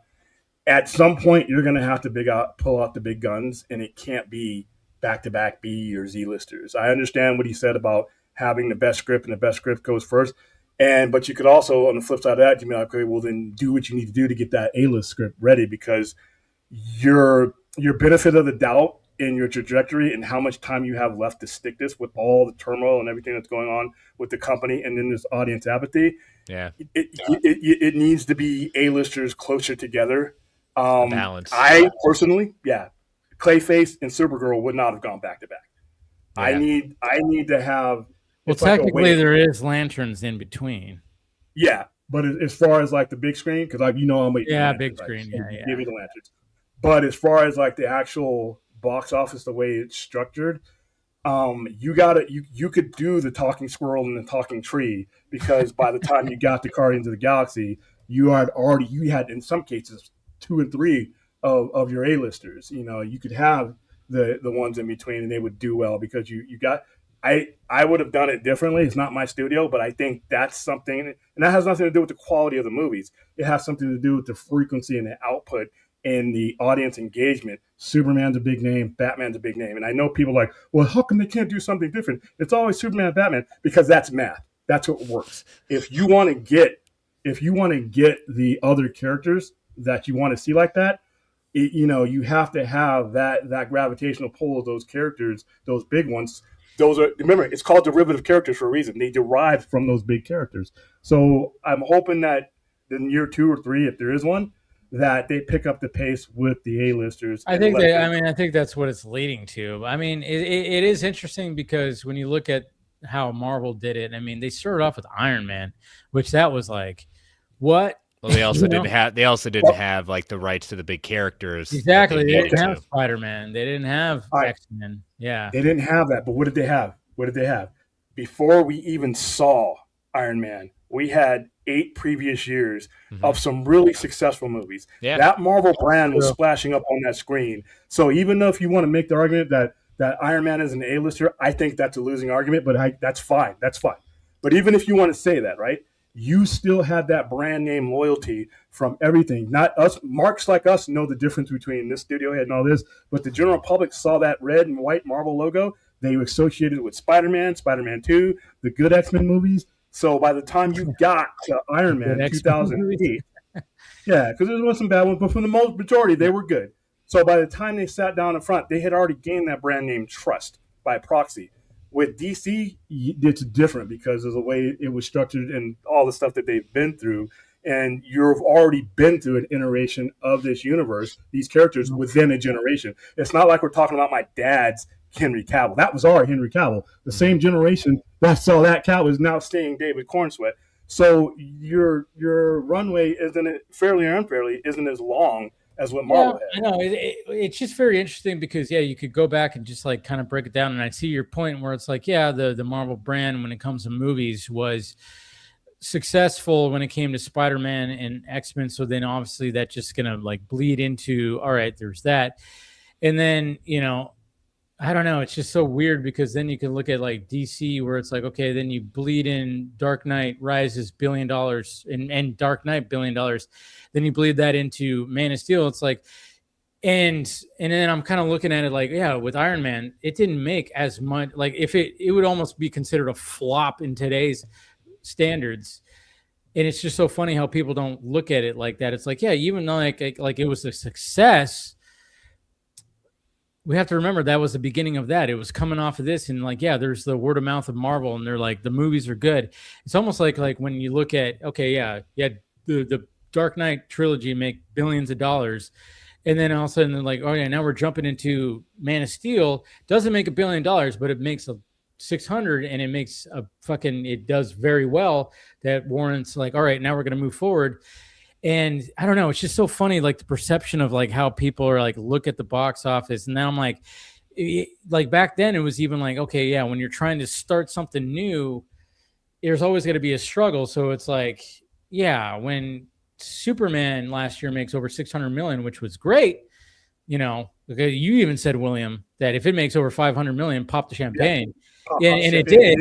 So now when it comes to Supergirl, I'm going, if it even comes close to 300, I'm going pop champagne because in the way, so I don't know, it's just weird. And you can't even equate it to the same as Wonder Woman either. That's another false equivalency that you're going to start hearing even more or about. Captain Marvel, because obviously that's even bigger false equivalency. And that was big in between. That was a mediocre movie in between two good. But here's the advantage that Marvel had, that when you say, because the Dark Knight trilogy and then when it went on to Man of Steel from the beginning, the Dark Knight trilogy was spread over a longer time. While that was going on, you had Iron Man 2008, Hulk 2008, Iron Man 2 2010, Thor 2011, Captain America 2011, and Avengers 2012. The problem with DC in both iterations, both Gunn's and the DCU at the end there, because it was mismanaged, was the output in the frequency. It was like if there's too much time in between and there's no momentum, I'm just going to go on to other shit. There's a lot of other stuff. Look at Aquaman, $1 billion movie, and Aquaman 2 failed, because there was a lot of time in between that, and I was like, I've seen people talk about that where it's like, what, Yeah, and that last one was 3/4. But now, when you say Iron Man didn't make $1 billion, it didn't. But immediately it took advantage in that momentum. Within 2 years, you had another movie. Within 4 years, you had your rocket going into the atmosphere. And that's one thing that it's always bothered me about any version of DC is they wait too long. They give you something like Superman. And I'm sorry, much as I love Woman of Tomorrow, you got to make a Batman movie happen if you want to keep that momentum going. I think part of the problem was the Matt Reeves, Batman was like, there was that in there. And then it's like, and then you just go, what can you do with Batman? And that's the struggle. It's like, what can you do new with Batman? And maybe they're overthinking it. That could be it too. Or it's like, maybe they're like too busy overthinking it. But at the same time, when they announced that Batman, they're going to use like Damian Wayne Robin, I was like, well, there's a unique twist. Not a lot of people, not a lot of people in the general audience knows the comic books where, Batman has a kid and he turns him into Robin. It's like, no, it's Aaron Paul. That's who he's going to be. Bitch. Science, bitch. We got somebody else. And you're going to make him Dick Grayson too, and that really tick him off. Yeah, right. All right, we got somebody else joining right now. Phil? Hey, Phil? Phil? What's happening, Phil? I'm just here to wish my haters a happy weekend because I know I've got haters on this channel. So, hi. In the comments. In fact, let's wave to them now because they'll be after me too. It's fun. I know they love waking up to the sound of my voice, etc., etc. Fucking whatever. They play it over and over again. The dulcet tones of Phil. Oh, totally. They go to sleep to it, dude. They have like the little bells ringing and it's your voice. Yeah. Anyway. Hi, Phil. Hi, guys. It's another day. It's another Friday. Another Friday. Yeah, we're closer to Comic-Con, Phil. We're inching closer to San Diego. I know. Yeah, I know.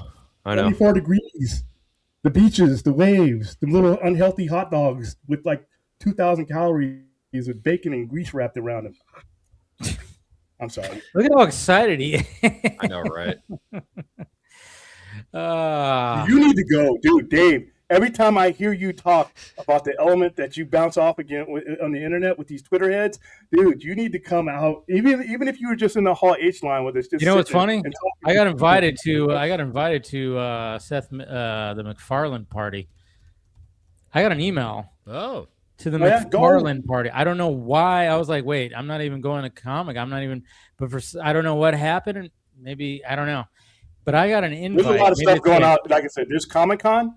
And then there's a lot of stuff that's happening. Yeah, I know. Outside. And I was like, wait, I got it. Yeah, right here. Yeah. You're invited. I don't know. It's from MacFarlane Toys. Do it. July 22nd at 1 p.m.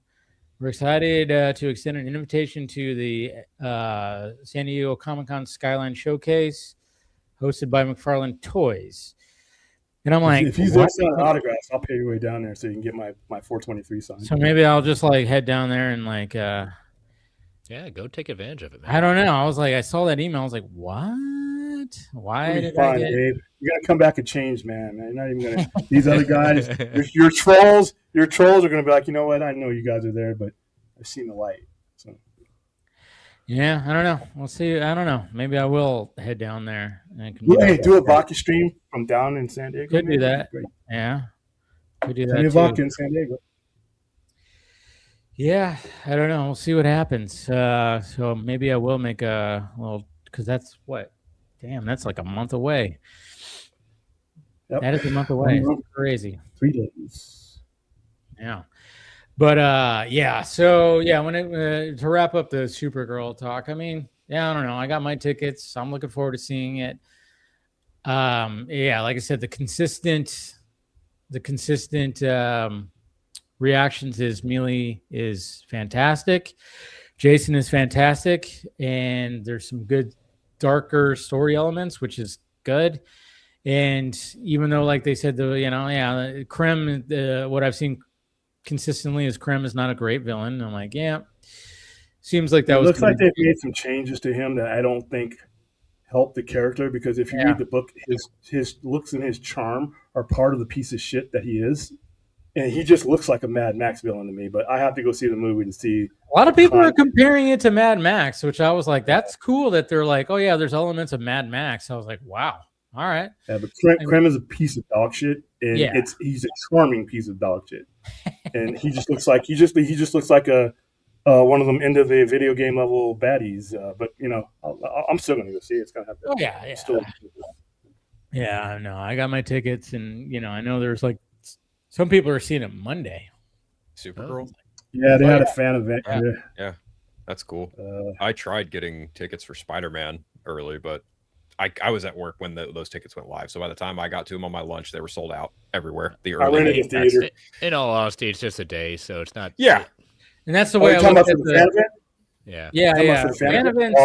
Even like there was a Supergirl fan event that I could have went to, but I was like, it's a Wednesday. I'm like, that's a day before. I don't. Movie comes out in 24 hours. Yeah, I'm like, I'd rather see it. I'm gonna, you know, obviously Wednesday I do streaming, and then you know Thursday's like movie night where it's like, that's when people want to come with me, and I got my dad and my nephew coming with me, so I'm like, yeah, I'm gonna wait and see it. I don't need to see it a day before.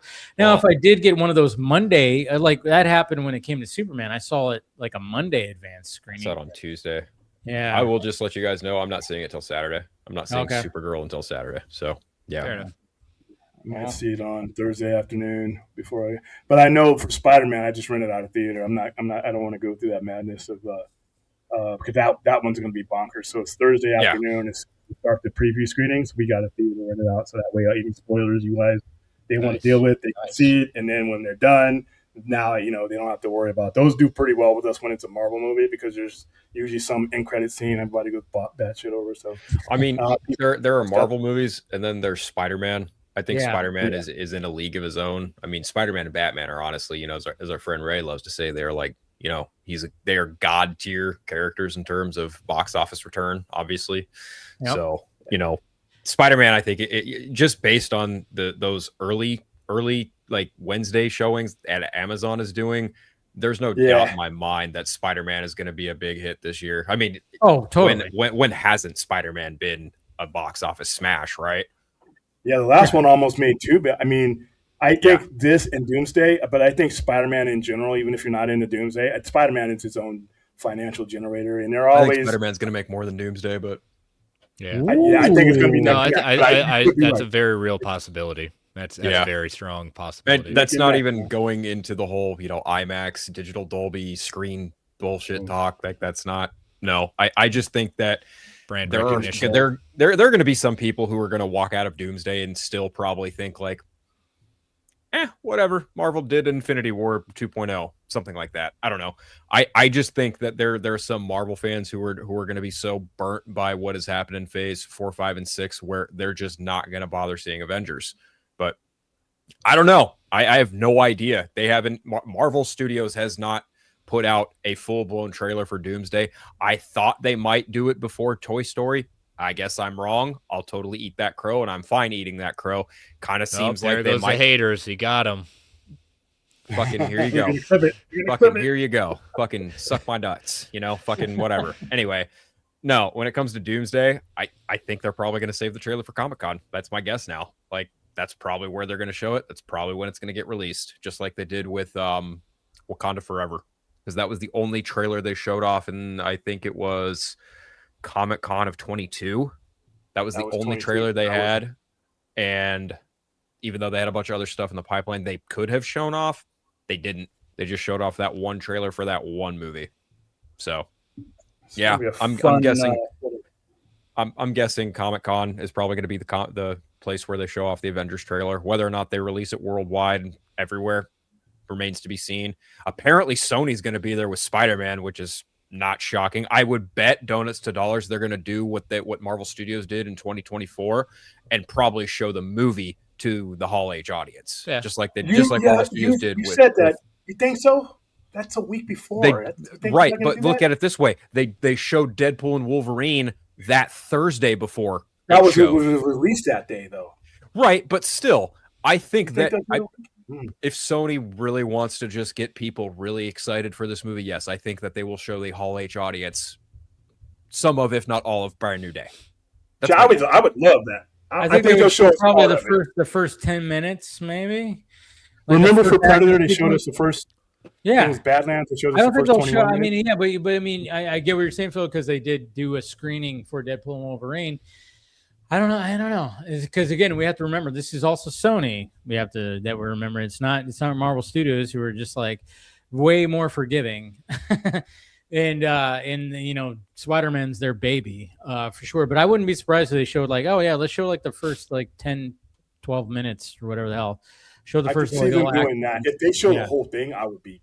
I mean, thanks for me, but wow. I mean, especially when they look at like all the pre-sales. I mean, it's doing as well as No Way Home, and this is like this is a movie there's no fucking other Spider-Man in it. This is just Tom Holland. Yeah, there's other characters that are going to be in it, obviously. I mean, I'm loving the stuff when it comes to like well, keep in mind though, it's not just other characters, it's other characters that Spider-Man has interacted with on a regular basis in comics and even in other avenues. Like this is the first time Spider-Man and the Hulk are going to share, screen time outside of Endgame, right?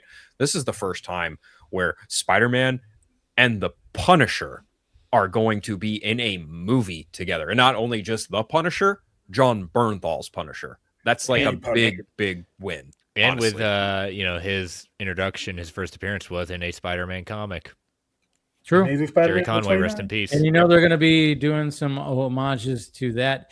And then it's also kind of cool, too, that Bernthal and Holland have known each other for a while, and they helped each other audition for the roles, which is crazy to hear about. It's like, holy shit. And then not to mention, 2 weeks before that, they're in a movie also together. Yeah.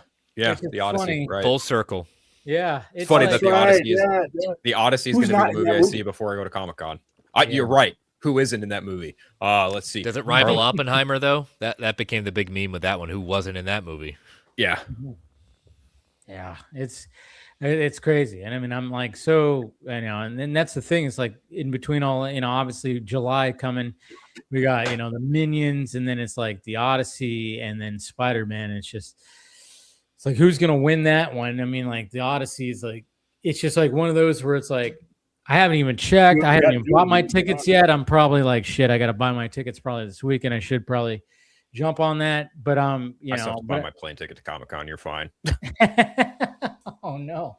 Yeah. I mean, I'm not worried about it. I'm just waiting till I get paid. I usually wait next week. I usually wait till the bottom falls under because like those last weeks before, you can get some deals when some of those seats are available. I'm wondering if I should just buy one-way tickets because last time I bought round trip, the Sunday of Comic-Con, my ticket got changed. My home trip got changed from like 5 p.m. in the afternoon to fucking 8 o'clock in the morning. So now I'm just like, should I just buy 2 one-way tickets there and back? It might be cheaper that way. I know I'm not leaving out till Monday because I rush and I'm gonna stay on Sunday night and just relax and do a stream from there and then come back on Monday morning. But yeah, you probably could get away because there's going to be flights available, especially where you're going. I think you'd be fine taking that risk, unless you absolutely had to be somewhere at a particular time.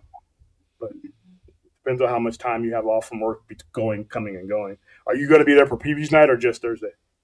Oh, I'm leaving Tuesday after work. That's my plan. I'm going to fly out Tuesday night, get there that night because Chainsaw and another friend of mine, Chainsaw Reacts, and another friend of ours, we're all splitting a hotel room. They get in that Tuesday as well. So I have to be there that night to get us all in the hotel room because it's in my name. So yeah.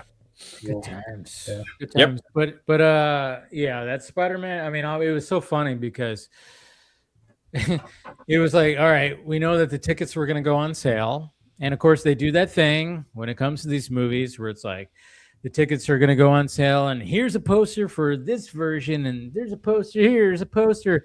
They're releasing all the posters for all the versions, not in IMAX, which is so weird.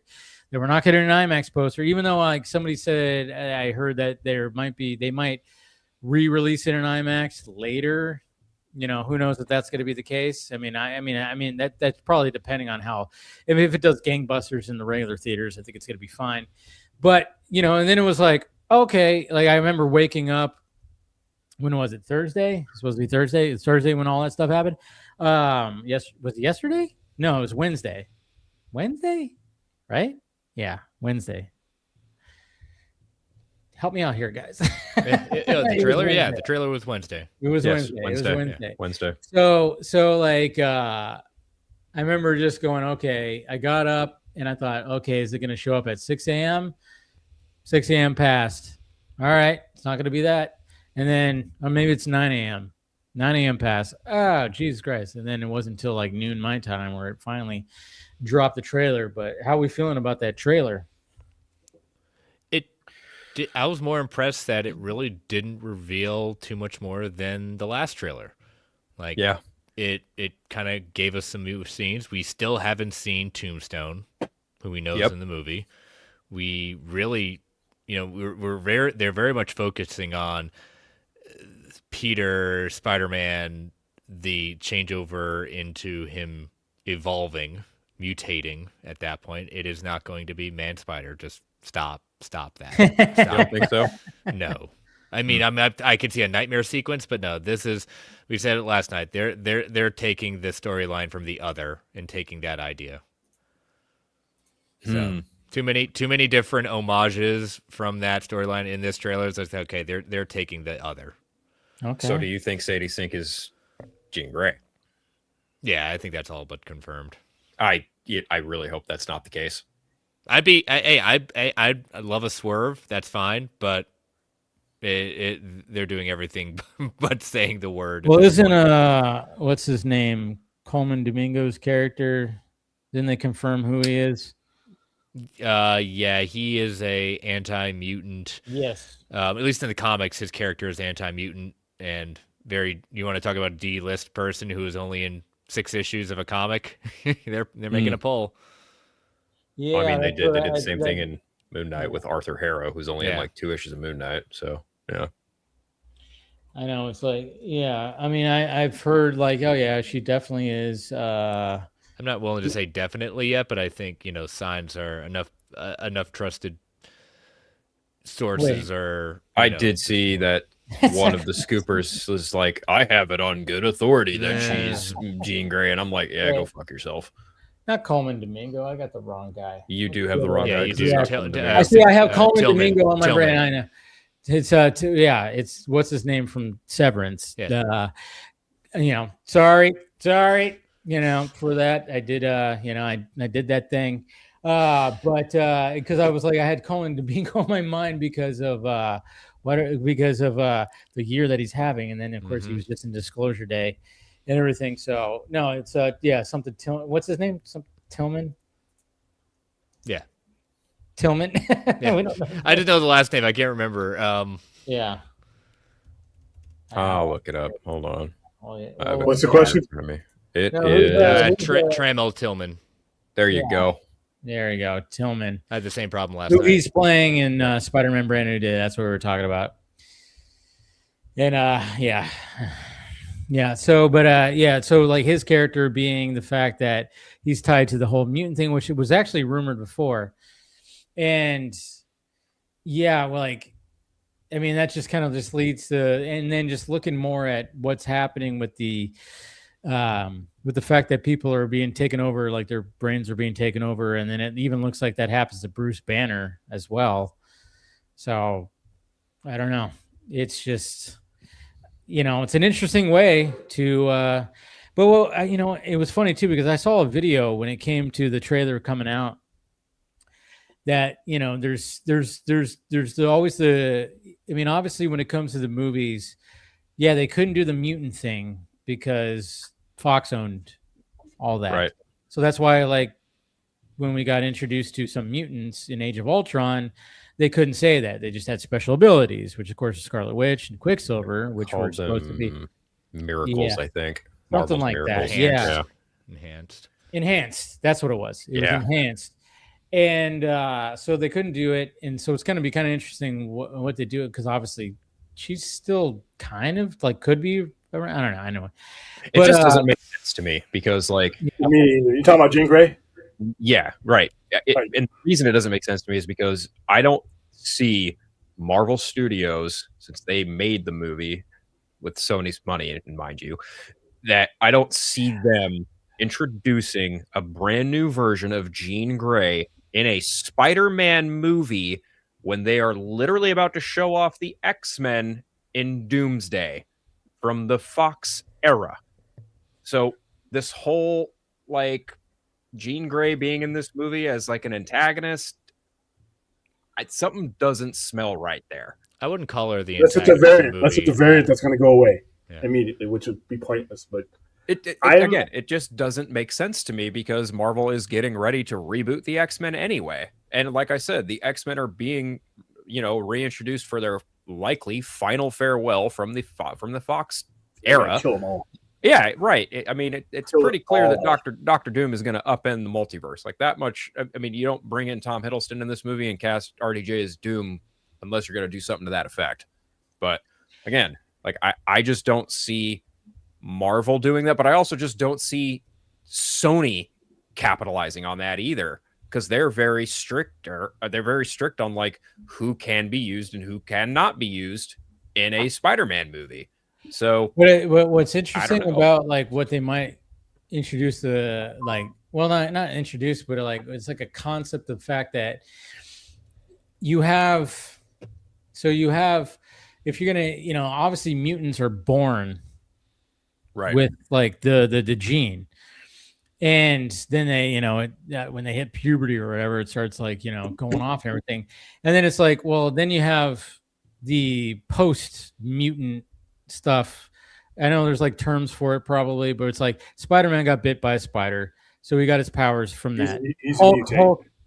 Mutate. Is that what they call it? A mutate. Yes, it's a mutate. So I'm kind of wondering, because I was like watching something about. I was like, oh yeah, there's the concept of like, are they going to introduce that where it's like you got the mutant and the mutate kind of thing, where it's like that's the concept that they're trying to try to bridge both of them in this movie. I mean.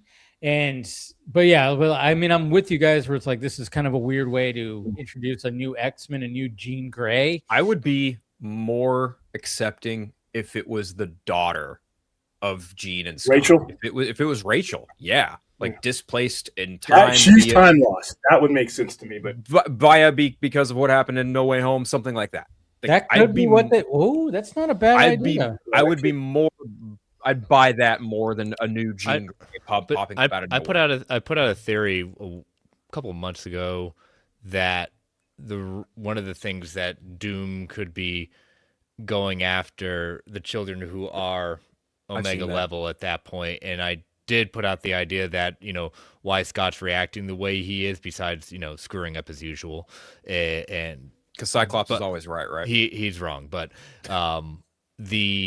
the loss of his daughter Rachel. Sure. Like Doom has captured Rachel. He's capturing Franklin, capturing Rachel, capturing Thor's kid. Steve. Who all don't exist, by the way. Who all are not supposed to be here. Yes, correct. Yeah. Right. Yeah, I think you're right. And here's the thing: if it is Rachel Summers, she's time lost. So even with a consolidated universe, she would be outside of all that. Yep. But I don't think there's as much information that she's in there as that she's not. I'd have to flip a coin because I don't know the premise, the complete premise of the story. I've even seen like an interview round of it's Zendaya, Tom Holland, and Sadie Sink, and one other actor from the movie, maybe even Destin Daniel Cretton, the director, and they've like someone flat out asked Sadie Sink like, "Who are you in the movie?" She's like, "I can't say." It's like.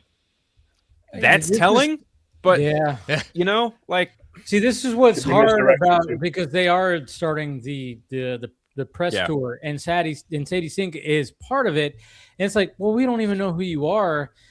I mean, good Lord, I mean, this kind of reminds me of when Cavill was like part of like the Justice League press tour when it's like, wait, you're dead, and it's like, well, we know that he's gonna come back, of course, but I'm like, but yet you're still part of the press tour, which is just kind of funny. When it comes down to it, because it's like, all right, well, I mean, obviously they want her to be part of the press tour because she was made popular through Stranger Things. So they're like, oh yeah, so we're going to have her, but it's just how long before I mean, it's like, oh yeah, you're just going to be asked every press junket. You're going to be asked, who are you? Who are you? Who are you? And it's like, I can't say. And then it's just like, man, that's gonna be. I mean, this is not even like the level of like when it came to Andrew Garfield saying that he's not in No Way Home. That was just because he was being interviewed for other things, and then people would ask him. She's literally part of the press tour, and it's like we don't even know. There's no dispute she's in the movies. That's somebody. Now, if she's Jean Grey, say she is. I'm just gonna say for argument's sake, she's Jean Grey. Then she's a variant. And because what's going to end up happening is I don't the weight of all this is once Doom usurps Loki's powers, it's going to be back to what was originally supposed to be, which was a sacred timeline. And I think that's where your mutants are going to come from, like I said before, because they will have always existed, because now you're intersecting the Celestials and their experimentation into one timeline that none of these individuals were in. And they could tie it to that. I still think the first true villain mutant-wise you're going to see is not Magneto, it's going to be Apocalypse. And because you already have Fantastic Four there, you have Ramatut escaping back to Egypt where he's cultivating En Salvanor. I think that was something that they probably could have done earlier, but as they've decided to consolidate this universe. So Sadie Sink could very well be a variant of Jean Grey that gets integrated into the sacred timeline after Secret Wars. I just think it's really early to do it, but without having to see the movie, there's as much evidence for me that she's not her as there is that she is. I couldn't call it one way or another. It just doesn't make any sense, but that doesn't mean it's not true. So. Yeah. It's gonna be. I don't know. It's like that's what I found. That's what I found when I saw when they were doing like the first round of junkets. I was like, wait, she's there, and she's just got to sit there and be like, I can't say. That sucks. It's and then somebody actually posed that question too when I was in the opening of the stream. Is like, when you have characters like and you're holding it back. I mean, doesn't that like kind of ruin like? Shouldn't they not? And I'm going, yeah, and certain. So you have the DCU. Everybody's still wondering if Adria Arjona is actually playing Maximo, or is she playing Wonder Woman? I mean, in that instance, I'm like, hey, yeah, hold out as long as possible. That's fine. But when you have something like what's happening with Sadie Sink, it's like, all right, she's part of the press tour. The movie's shot. Yeah, just say who she is. I know it's supposed to be like, but I mean, she's going to have to just go through every interviewer, and this is hundreds and hundreds, where she just can't say. And then, of course, they have to, like, everybody else got to be like, oh, we can't say. Like, the whole time they have to, like, keep this secret and joke around and dance around it. And it's like, I don't know. It just seems like that's just kind of dumb. I don't know. Also, I don't think we're done with Kang. Somebody's bringing him up. I think Larry brought him up. I really don't think we're done with Kang, because I think Doom screws Loki, usurps his powers. I think Kang screws Doom, and that's how you get to the point where, for his own means, that's how he's defeated. That's the one. Yes and no. I don't think Marvel Studios is done with Kang. I do think that Jonathan Majors probably isn't coming back as Kang. Yeah, I can agree with because in the comics, Kang and Doom have like a frenemy relationship. Like they've teamed up only to screw over one another. So that very much is a thing. So that wouldn't shock me. But yeah, I'm kind of the mind that Marvel is not done with Kang, but they are probably done with Jonathan Majors as Kang. Yeah. And once Doom completely fucking rewrites history and resets the timeline, which I'm assuming we're all probably thinking is going to happen. I still need to read Secret Wars. It's right there in my fucking stack. Don't worry. But yeah, I think what's going to happen is they're going to reset the timeline, and it's going to allow them a reset for every character that they've, can't really use because the actor's aged out and they get to do it again with a new actor, or because the character they fumbled the ball with, like Kang in Quantumania. So Kang Dynasty is just such a great story, one of the best storylines in Avengers history, that it'll be a big loss if they don't even try to tackle it. Yeah. Well, and they didn't. Here's the thing, I didn't. Quantumania was kind of just a mess, but I didn't completely dislike what they did with Kang, because I understood the character to a point. Yeah, that little puny group of people was able to defeat that version of Kang. But one thing about Kang is that Kang, you meet him at different points of even that particular character. Right. And one of the things that makes him so dangerous is you can't beat him the same way again, because he learns. And you fought that Kang at the beginning of him becoming Kang, at the end of him becoming Kang. And there's a story that came out about 15, 16 years ago where Kang destroys the Avengers. Only to be killed by the Wasp with two zings right through his eyeballs, but it was hilarious. But it was the reason why he was so hard to beat is because he had access to every battle he's ever fought. So yeah, they beat him in Quantumania easy, but they would never be able to do that again. And that's the point of Kang. There's a book that came out, I think 4 or 5 years ago, right around the time they were really hyping up Kang. I think it was Joe Kelly wrote it. It's Only Myself Left to Conquer. Yeah, I think that's the name of the story. Basically, Kang takes his younger self and throws him through a loop and a gauntlet of, I'm going to make you me, and you're going to fucking figure out why I am the way I am. And at the end of the story, he does, in fact, become Kang the Conqueror, but in the way of, like, to William's point, like, I have seen things. I've watched Ravonna Renslayer die. I've been through all of this, and I'm going to be a better version of you than you. That's ultimately the gist of Kang in a nutshell. And Ironhead. Remember, Ironhead resisted being, because that's who he was going to be. Yes. And Kang told him, you don't have a choice. In order for me, even Mortis told him, there are times in my line where I was a piece of shit, but you have to be that piece of shit for me to become what I am. You have to play your role. So I think that I think we'll see Kang.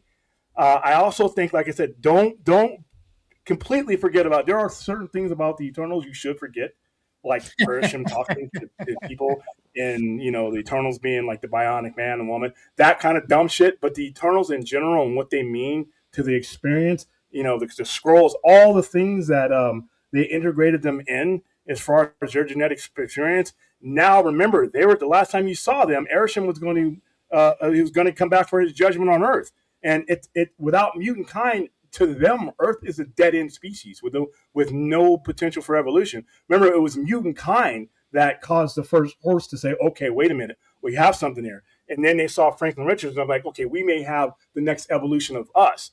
So they're really integrated into it, and then with the Fantastic Four being there, that's why I really think that's where the mutant saga has its origins, and then Apocalypse is going to be the big overarching one. Even though you might have a Magneto in there, Apocalypse is a much larger enemy for mutant kind than Magneto ever was.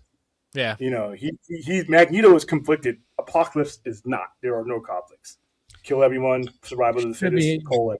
Should be interesting when it comes to that. But I wanted to get get to too many marbles, doesn't grow up to have kids of his own. Yeah, I wanted to get to Larry's $10 super chat. I think they should rehire Majors. Thank you for the super chat, by the way. RDJ was straight up criminal. For anyone says drug addiction is different, he held people up at gunpoint. And my response to this is, they could essentially, but the thing is, we are in a different time period when it comes to all this. When it comes to his allegations, when they get put out there, and there's the problem is they weren't allegations. See, this is the thing. He did it, and it's the text messages when he went upside that girl's head and told her not to go to the doctor. Yeah. She could. I don't know if you've ever been hit before. If you hit somebody, you can cause a smaller person bleed. There could be anything, and you're telling them not to go to the hospital because you don't want your name being dragged in it. Forget about the fact that she could just collapse anywhere. Yeah, exactly. I like him. I like him. I think he's a tremendous talent. It's going to take some time to rehire him. No. Like basically, what I was like. And because if Robert Downey Jr., if that was like in modern day, he probably wouldn't. He'd be like dropped. Oh, you're drug charged. You did all this. Yeah, it would be. But it's such, again, that was 25, 30 years ago, probably, or even maybe less. I don't know. It's just, there is a different time period. And then when you have, like you said, text messages and everything. So it's like, there's just, everything is so out there where it's like you have like the full on. It's like I didn't even know that I didn't hear about RDJ like holding somebody out at gunpoint. Was that a thing? I didn't know that. You want to look at another one? Look at Mark Wahlberg.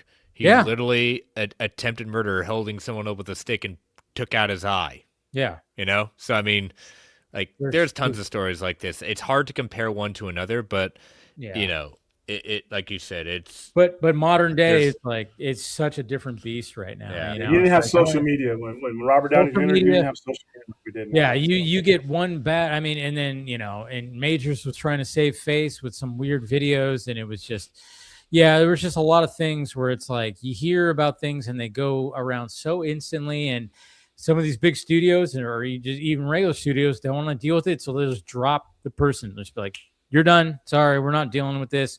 We have a thing that we have to do. We're going to drop this. Sorry."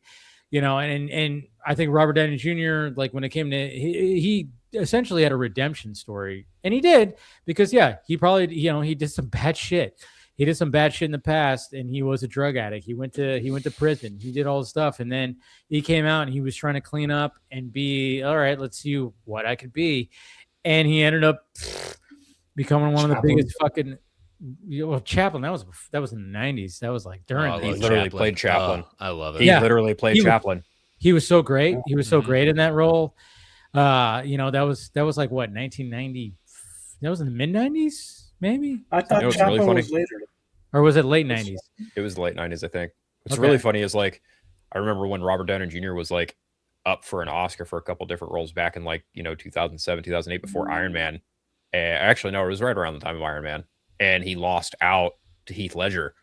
And he openly said in an interview, fuck DC, fuck Batman. He went on this fucking tirade, right? About how he didn't get the Oscar for it. Yeah. Then 2019, he loses the Oscar again to another actor playing Joker, Joaquin Phoenix. And then ironically enough, who gets him the fucking Oscar? Christopher fucking Nolan. Yeah. That I will never not laugh at that. That shit makes me laugh like no tomorrow. Just thinking about that whole His story Robert arc. Downey yeah, you get it. Yeah, his story arc is so crazy because, I mean, like after like post Iron Man, I mean, let's face it, like when it came to what they were trying to, hey, you're going to be Dr. Doolittle. Let's do a Dr. Doolittle with RDJ. And that movie was a shit sandwich. I didn't watch it, but I mean, I saw like people that reviewed it were like, I don't know what the fuck this was. I saw clips and I went, holy shit, I'm not even going to waste time with this movie. You know, and I think that was like that was supposed to be like his post, like, all right, post Iron Man, let's do it. But luckily enough, Christopher Nolan came in and was like, hey, I got you. You have talent, and I'm gonna display it, and we're gonna get it out of you. And I think like Robert Downey Jr. just kind of went like, I mean, I know he had some other movies. Somebody said The Judge in Gilmore. He said The Judge. I didn't see that movie, too. But I heard it was good with Robert Duvall, the late Robert Duvall, may he rest in peace, that passed away pretty recently. Yeah. And yeah, so it's like, it's not, and you know, it was like, oh yeah, that was supposed to be like his first big hit outside of Iron Man. It was like, didn't work. And I think he was like, all right. So then he was like, all right, let's take this seriously. Does Oppenheimer, wins the Oscar. And I think after that, he was like, all right, I'll come back to the Marvel world. But at the same time, it's not like he could just mosey on back and just be Doom. And that's it. There's a lot of pressure here, even though it's like, is it going to affect him financially? No, because the dude's like a zillionaire. But I mean, he's getting $100 million for this because there was allegedly, like Sean O'Connell, like he like wrote like an article that I read. It's a good article where he talks about the pressure. He talks about the pressure of, you know, not just coming back and just, all right, I'm just going to do this. I mean, like, no, I mean, there's a lot of pressure with this movie. I mean, it's a big, huge goddamn movie, and like he's making his return. So, RDJ was talking. I think there's a snippet going around of a quote he was asked in regards to like how I want to put this, in regards to the perception of Marvel Studios and Marvel movies and how people have felt burnt by them. And he said something to the effect of like, Avengers Doomsday will give the audience reassurance in Marvel Studios again following Infinity War and Endgame, which I hope so. I do too. I've kind of been on the train of like having him as Doom is a good idea, but yeah, he said right here, he said, how do you not have these films be a letdown after Infinity War or Endgame? And boy, we have we labored long and hard to bring that down. Yeah.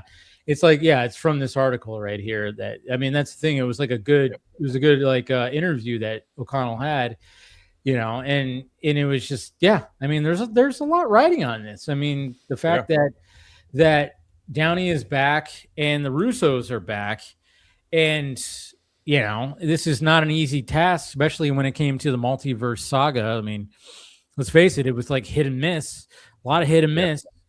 And so when you're like going, okay, where do we go from here?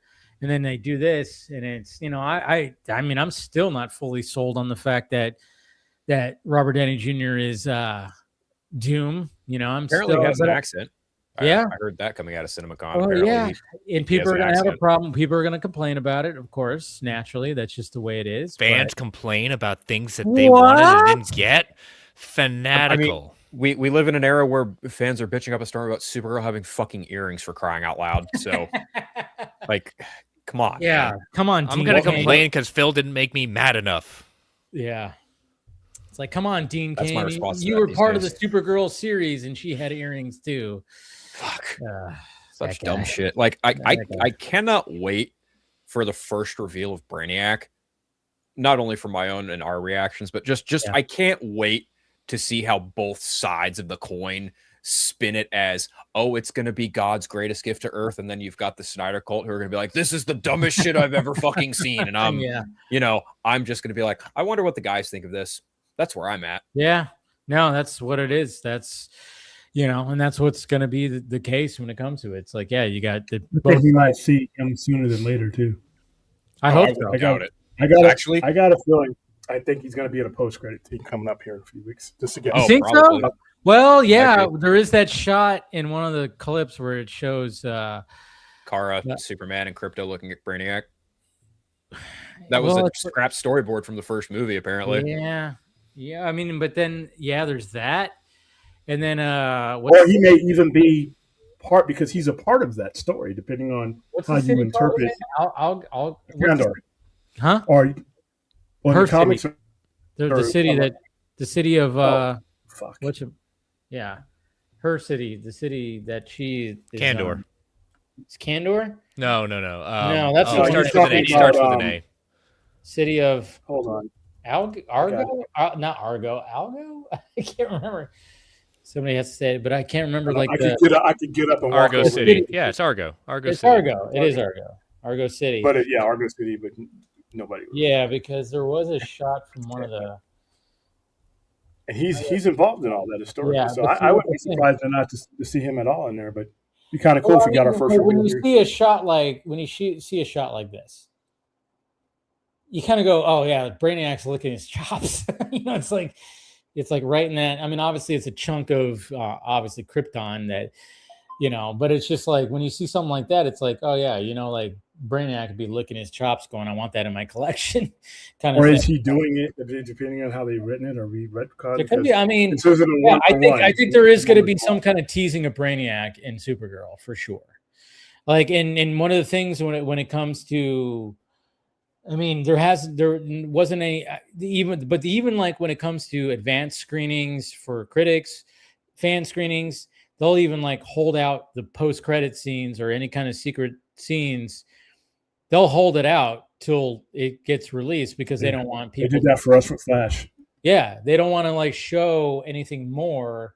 So you never know. There could be like a scene where we get Superman in there again, and then maybe Kara is just like, hey, so when I was coming back, there was something weird that I saw in the distance, or I don't know, who knows.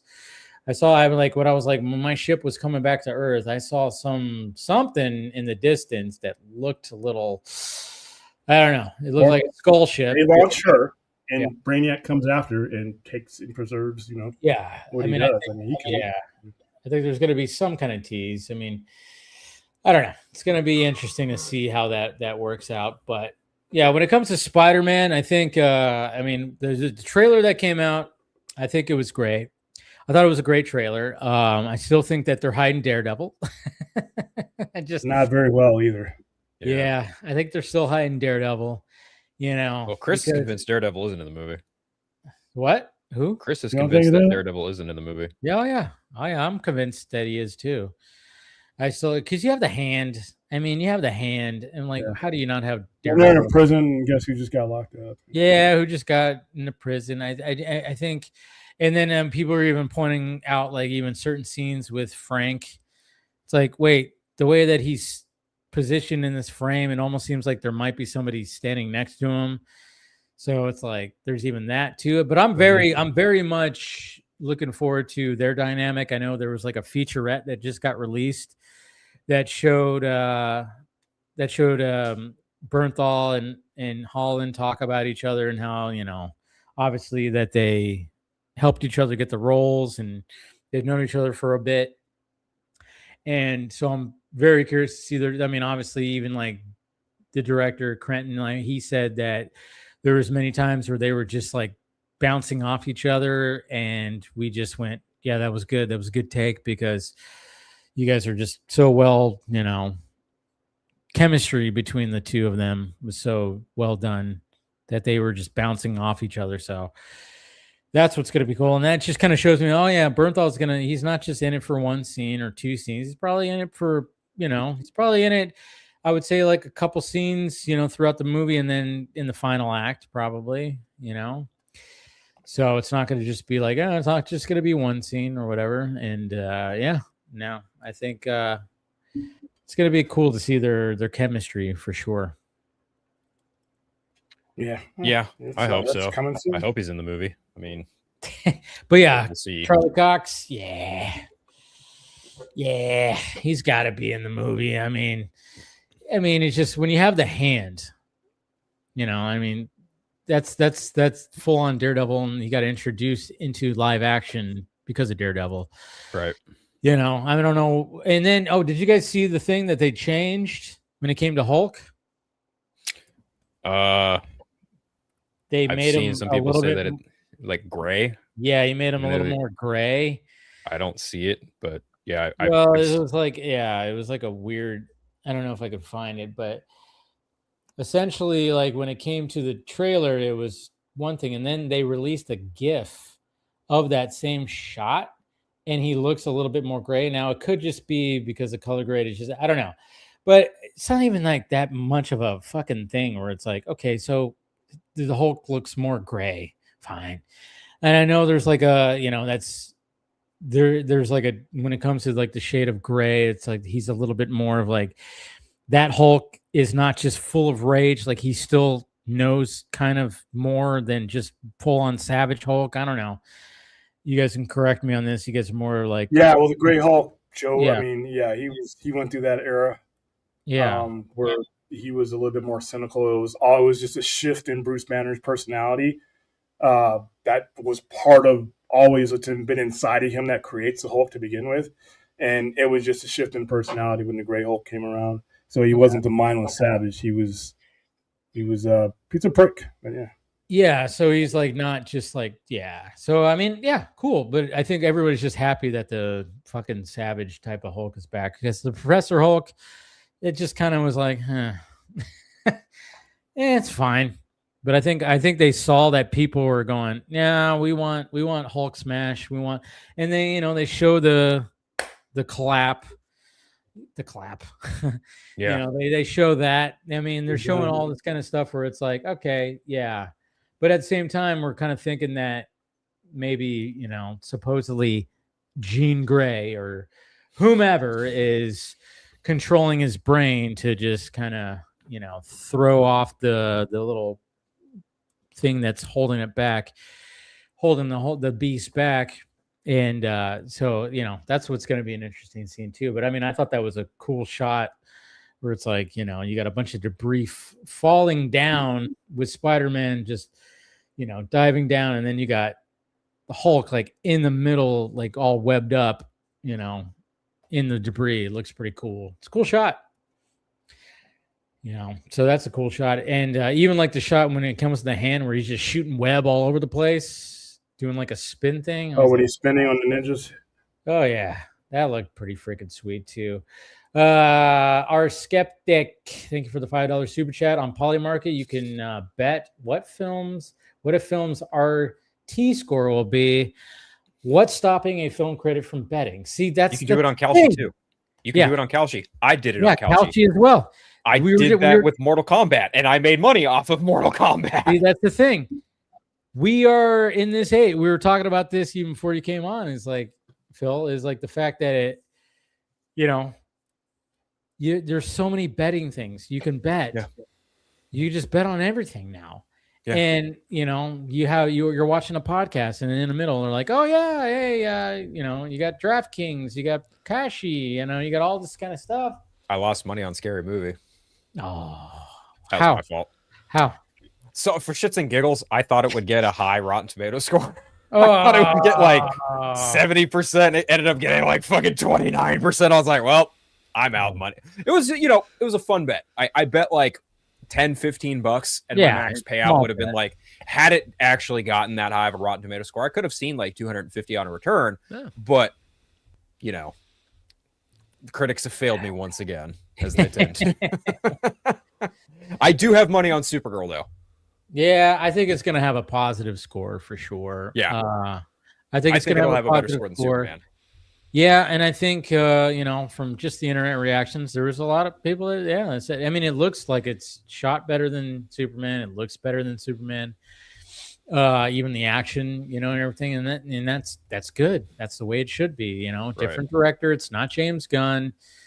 He has his way, and I even hope that and I think a lot of us, and I think even he will take the approach of like, I gotta do better than the first one. And I think every filmmaker does want to do that. When you look at, Batman Begins made $425 million.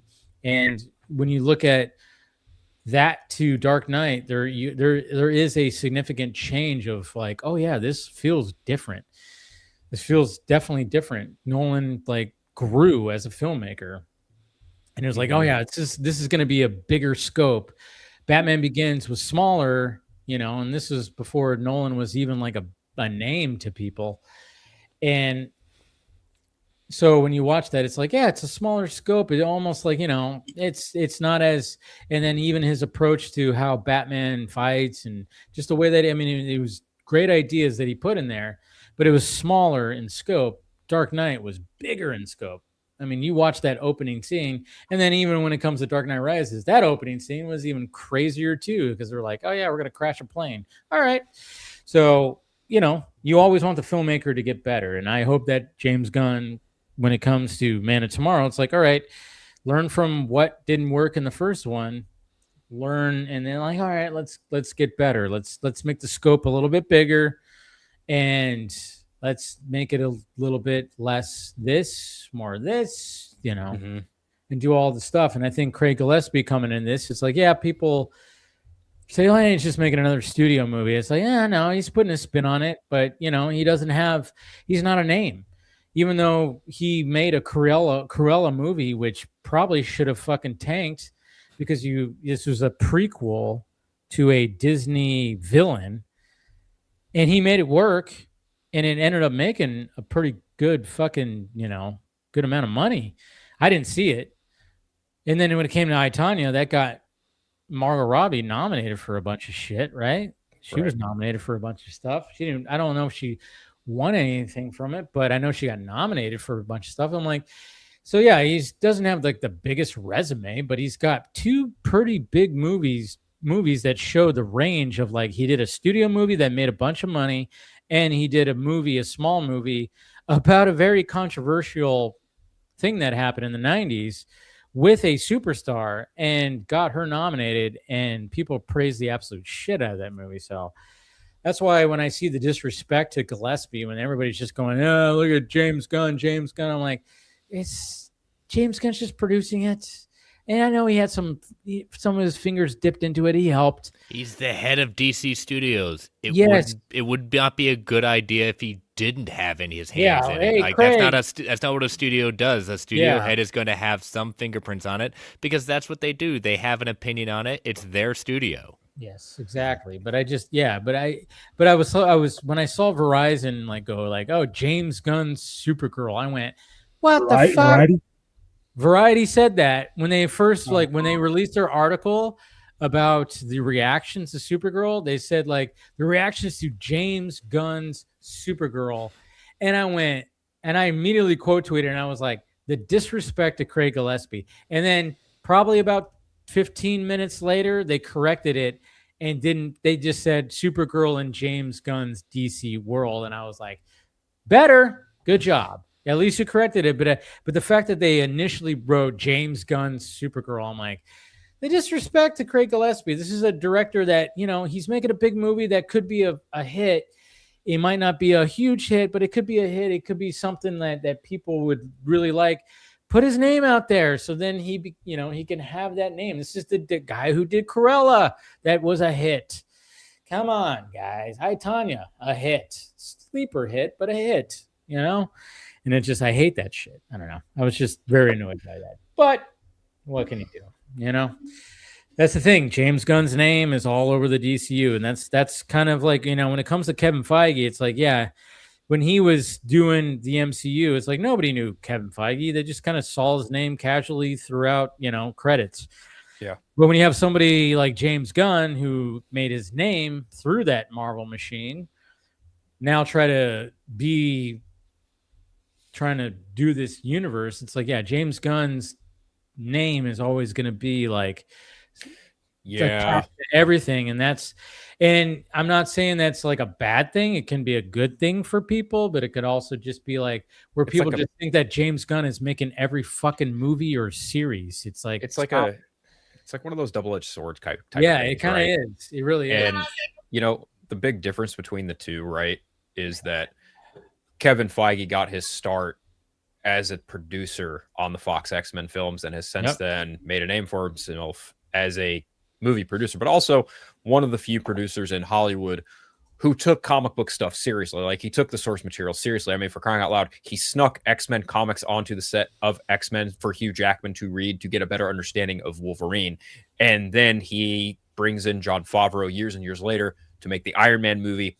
And that in and of itself sets the foundation for what becomes the Avengers and all of that. And then, you know, he brings in James Gunn to do Guardians of the Galaxy and turns that into, you know, a fucking household name franchise, which is insane to think about. Guardians of the Galaxy. I don't think anyone, even in 2012 going into 2014, you know, that 2-year time span between when the movie was announced and when the movie was made, people were like, there's no way that this is going to be a hit. There's no way that this is going to be big. This is going to be Marvel's first flop. And that movie trounces Teenage Mutant Ninja Turtles in the week of August. Granted, when that movie came out, TMNT, like, it was up there for a week, but then it went down. Like, Guardians of the Galaxy swept that movie at the box office in the coming weeks after it released. It's insane to think about. And now the Guardians of the Galaxy are, you know, people love Rocket and Groot. People like Star-Lord. People love Gamora. People like Nebula. You don't get, you know, your first interaction with Thanos without that movie. Like, yeah, he had a cameo at the end of Avengers, but his first speaking lines and his, like, the first time you actually get a sense of who Thanos is in Guardians of the Galaxy 1. And James Gunn didn't even want to introduce him in that fucking movie, which is crazy to think about. But yeah, and now James Gunn is the head of DC Studios, which, you know, I have my thoughts and opinions on that. But to the bigger conversation about it, like, they are two very different people. Kevin Feige is, you could argue, more producer driven, and James Gunn is a straight up filmmaker in a producer role now. But the thing is, the big difference is he is only one half of what Kevin Feige does. Kevin Feige and Brad Winterbaum effectively have the same job, but the thing is, Kevin Feige handles the films solely. Winterbaum is all Marvel Television, whereas when it comes to DC Studios, James Gunn is creatively all over when it comes to film, animation, and television. Yeah. All of the business aspect of it is all Peter Safran. Like, that's all. Peter Safran's the numbers guy. I'm sure him and William could have fucking coffee and talk all fucking day about numbers. And I mean that with love. William knows that. But seriously, when it comes to the creativity, the storytelling, you know, the thing that people are stale of when it comes to the Marvel Cinematic Universe, that's the thing where James Gunn has a chance to shine. And again, this is coming from a guy who is very heavily critical of James Gunn as a storyteller in his own stories. But I do think that even when it comes to, you know, Lanterns and the fact that they turned Supergirl, Woman of Tomorrow into a movie, I'm credit where credit's due. Fucking smart idea.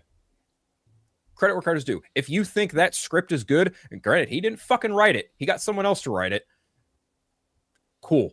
I'm going to watch the movie. I've said numerous times, I think Supergirl is going to be a much better made movie than Superman. But then again, that's coming from a guy who has his own biases against James Gunn as a creative entity unto himself when it comes to his own directing and writing sensibilities. So when you have Craig Gillespie, who's done I, Tonya, who's done Cruella, which Cruella was fucking awesome, by the way. I love that movie. I still gotta watch it. Yeah, it's great. It's like if you told me I had to pick between Maleficent and Cruella, that's a very tough call because I like both movies for the same fucking reason. I think both movies achieve the same thing, but for different reasons with different characters that they're telling a story about.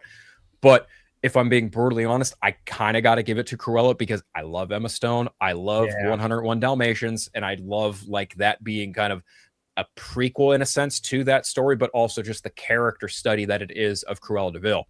But taking the Woman of Tomorrow story and turning it into a blockbuster sci-fi Mad Max romp, and you have Jason Momoa as Lobo, I'm sorry, like I'm very interested to see this movie. And then Lanterns, like he hired Chris Mundy, Damon Lindelof, and Tom King has been on the brain trust for the DCU since the beginning of it.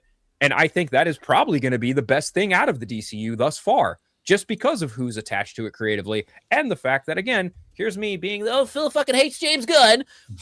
Yeah, he didn't write any of the fucking scripts, but he okayed them. That's all I need for James Gunn to acknowledge, yes, this is good, even though I didn't fucking write it. Yes, thank you. Let the show fucking happen. And I hope to God it gets more seasons. And I'm only basing that off of 2 trailers. 2 teaser trailers, mind you. But yes, that's where I'm at. No, that's good. It's a good place to be, when it comes to all this. It's like, you're optimistic, That's some people are not. They're all just like, this is the James Gunn show. It's like, no, you're optimistic. And that's what's good. And that's what going into Supergirl that I wish people would have. It's like, this is not James Gunn. Yes, it's going to have some feels. It's a space adventure with superheroes. And then, of course, there's this whole thing where, somebody asked her about is Kara, what's her sexuality? And it was like, oh boy, here we go. And I'm like, guys, you don't have to worry. Even though, like, well, how, she answered like, yeah, she could go both ways. And I'm like, yeah, that makes sense. And then people were like, here we go. Yeah. And I'm like, there's no love interest in this movie. There's no love interest in the story. You don't have to worry about it. Can we just think about it like that? Guys, this is an adventure where she's getting revenge and she's helping out little Ruthie. That's it. There's no she's gonna meet somebody and there's gonna be a love interest. There's nothing like that in this story. So when I saw people making, of course, a big stink about that, I was like, good God, guys. It's like all she said was like, yeah, there's maybe Kara goes both ways. And I'm like, I think anybody who's read it, this story, if you read this story in particular, like, yeah, who knows? Maybe she does. Yeah, obviously in the past, there's been love interests that are certain, whatever the fuck it. I'm like, man, the people that just want to shit on this movie, they're just finding every way to shit on it. It just gets on my nerves, It just gets on my nerves. Like, oh, it's woke, guys. And shut up. Yeah, it's awake. They had to film.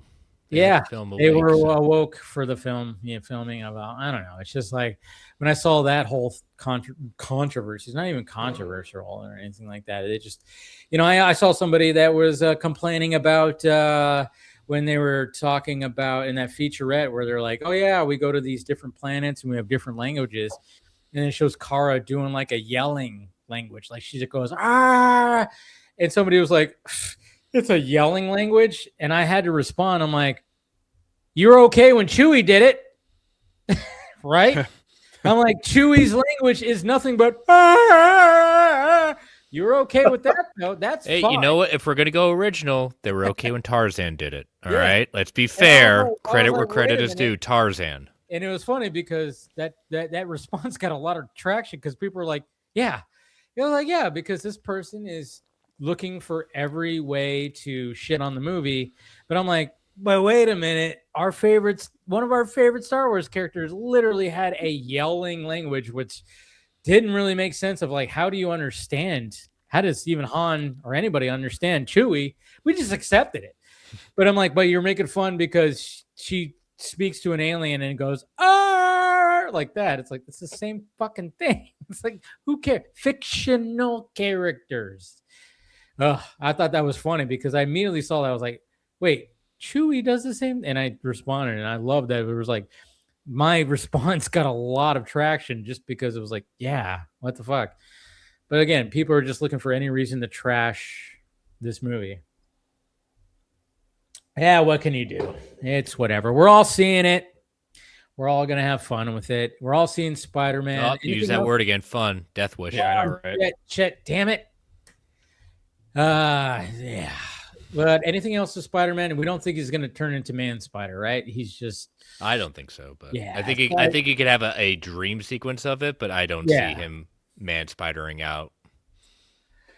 I do like the fact that they're going to have that element of him just kind of and of course the organic webbing, that's cool. Where again, like I said, it feeds into the whole mutant to the mutate aspect to the stories where it's like, yeah, okay, because you have, but what was really curious about that trailer is when that whole thing happens where there's a pew that happens on Manhattan and everybody kind of, it doesn't affect Punisher.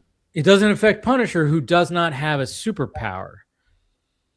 He doesn't have any superpowers. He's good with guns. He also screams really loud too. So I mean, there's it's the voices in his head that are keeping it out. Can't protect your women, Red. Yeah. Could be an Inhuman too. Could be in that blast that created. Oh, he's Inhuman, all right. That man should be dead 20 times over. Yeah. So that's what that was. People were pointing that out, where he like everybody freezes and you see him and he's just kind of like, what the fuck? So it's like, I don't know. I mean, if Jean Grey is doing some kind of crazy thing or something's like doing some crazy thing, it's like she's recognizing that, oh no, you're an ally or whatever. I don't know. And it's all just very interesting when it came to that. I noticed that too when I was initially watching. I'm like, when you see the fucking shockwave go through and people are like, brr, and then he just kind of is like, what the fuck? And he's still he's coherent. He's still, so it's kind of interesting. I don't know. I think that the trailer, I don't know if it's going to be the last trailer. I would hope it would be the last trailer, but there's going to be clips and other things that are coming out. But I think they've done a very good job of, hey, you're going to get a Spider-Man Hulk fight. You're going to get Punisher and him talking. You're going to get some, and what I really like about it is it feels more Spidey because, like, obviously No Way Home was like this event film and it was great. But when it came to, No Way Home, no. What was the first one called? So there's Homecoming, Far From Home. Homecoming, that's right. I was like, what was the first one called? Homecoming, Far From Home. It was like, all right, this feels very contained, and it's not. I mean, even though they went off into like a foreign land when it came to Far From Home, but this one feels very like, this is what the end of Far From Home when they were like, oh yeah, we're now in the big city. He's web slinging from he's falling from big buildings. We didn't really get this. I mean, they were slowly introducing this Spider-Man to be like, oh yeah, this is Spider-Man in the big city now. It's not just your friendly neighborhood Spider-Man. This is Spider-Man doing some big time shit now, which I was like, it looks like a combination of all like Raimi, Mark Webb, and John Watts kind of just like, looks like Crenton was like, hey, let's take all the good shit that we know. And, and then of course him being like what we saw with Shang-Chi, it just seems like there's going to be some fucking excellent choreography when it comes to all this. Yeah. I think when it comes to Spider-Man specifically on film, right, and we get to where we are in Brand New Day, this is kind of a Spider-Man that I can really gel with. I mean, obviously, that first trilogy John Watts did, I ended up really liking a lot because I can remember back when Civil War happened and Andrew Garfield, he famously left the franchise and all that shit with Sony happened. I was actually kind of bitter. I was very bitter that he wasn't going to be the Spider-Man in the MCU.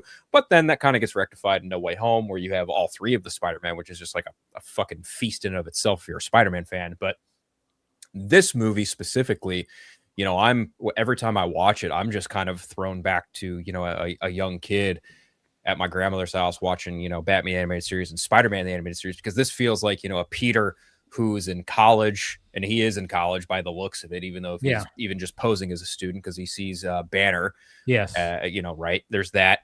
The fact that he's alone, right? He's got that going for him. He's, obviously doing the Spidey thing alone. His suit is homemade and he's just very isolated now. Like his Aunt May has effectively taken the Uncle Ben of the of that world. Like what happens to Uncle Ben in most other scenarios, in his case it's Aunt May, which I still feel like a fucking jerk for calling that way back when that movie happened, because a friend of mine was like, who do you think's gonna die, Ned or MJ? I was like, it's not gonna be neither one of them, it's gonna be Aunt May. And he's like, oh, that's bold. I said, yeah, and it's gonna be the thing that pushes him over the fucking edge. Sure enough, that's what happened. Anyway, no, this version of Spidey is one that I think is going to resonate with a lot of longtime Spider-Man fans, because he's isolated. He's probably going to be late on rent. He's going to be alone. He's going to have to struggle with the fact that, like, yeah, these are my friends and I have been withholding the secret from them, but I can't tell them who I am, because if I do, it puts their lives in danger again, right? Like, there's just so many things that just, when it comes to Spider-Man and what inherently makes him so relatable, is the fact that despite he has all this great power, there's a lot of responsibility that's tacked onto it. And he has always struggled with that balance of, like, with great power comes great responsibility. And I think that this movie is going to kind of hone in on that in a lot of ways, because we see him in these two trailers and he's literally just like from afar making sure that Ned and MJ are cool, but he's very quick to just put on his mask and go do business. Like, we see the montage of him just going to town on Tarantula, the boomerang guy with I don't even fucking remember what the character's name is because I don't really care that much. But you also see him duking out with Scorpion, which as a longtime Spider-Man fan, I've waited years to see Scorpion on the big screen, and it's finally happening. So that's really cool. And to Chris's point, we haven't seen an ounce of Tombstone footage yet, which is very exciting because Tombstone is another big character that I've wanted to see on the big screen.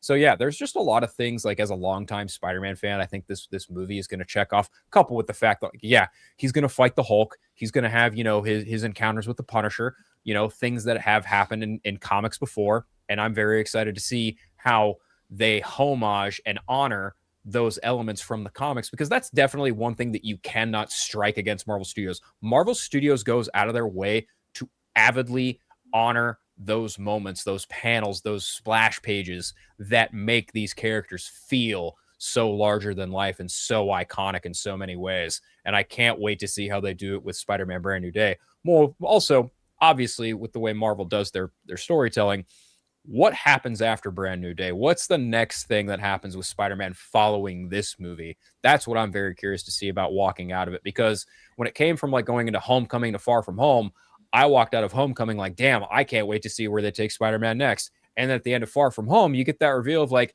holy shit, Peter Parker Spider-Man. And that's like one of the biggest fucking cliffhangers in movies since, Infinity War. People were like, whoa, fucking world knows Spider-Man. That's never been done before. So now I'm very curious to see, like, where is this movie going to position Peter Parker Spider-Man, more specifically Tom Holland Spider-Man, going forward narratively in the Marvel Cinematic Universe, because we already know that that's going to be coupled with a bunch of headaches between Sony and Marvel going forward. But even still, like, I'm just glad that this movie is happening, because to your point, like, Destin Daniel Cretton is a phenomenal director, and obviously he didn't get to do Kang Dynasty. So this feels like a consolation prize, but the kind of consolation prize you absolutely were like, oh yeah, I'll do that.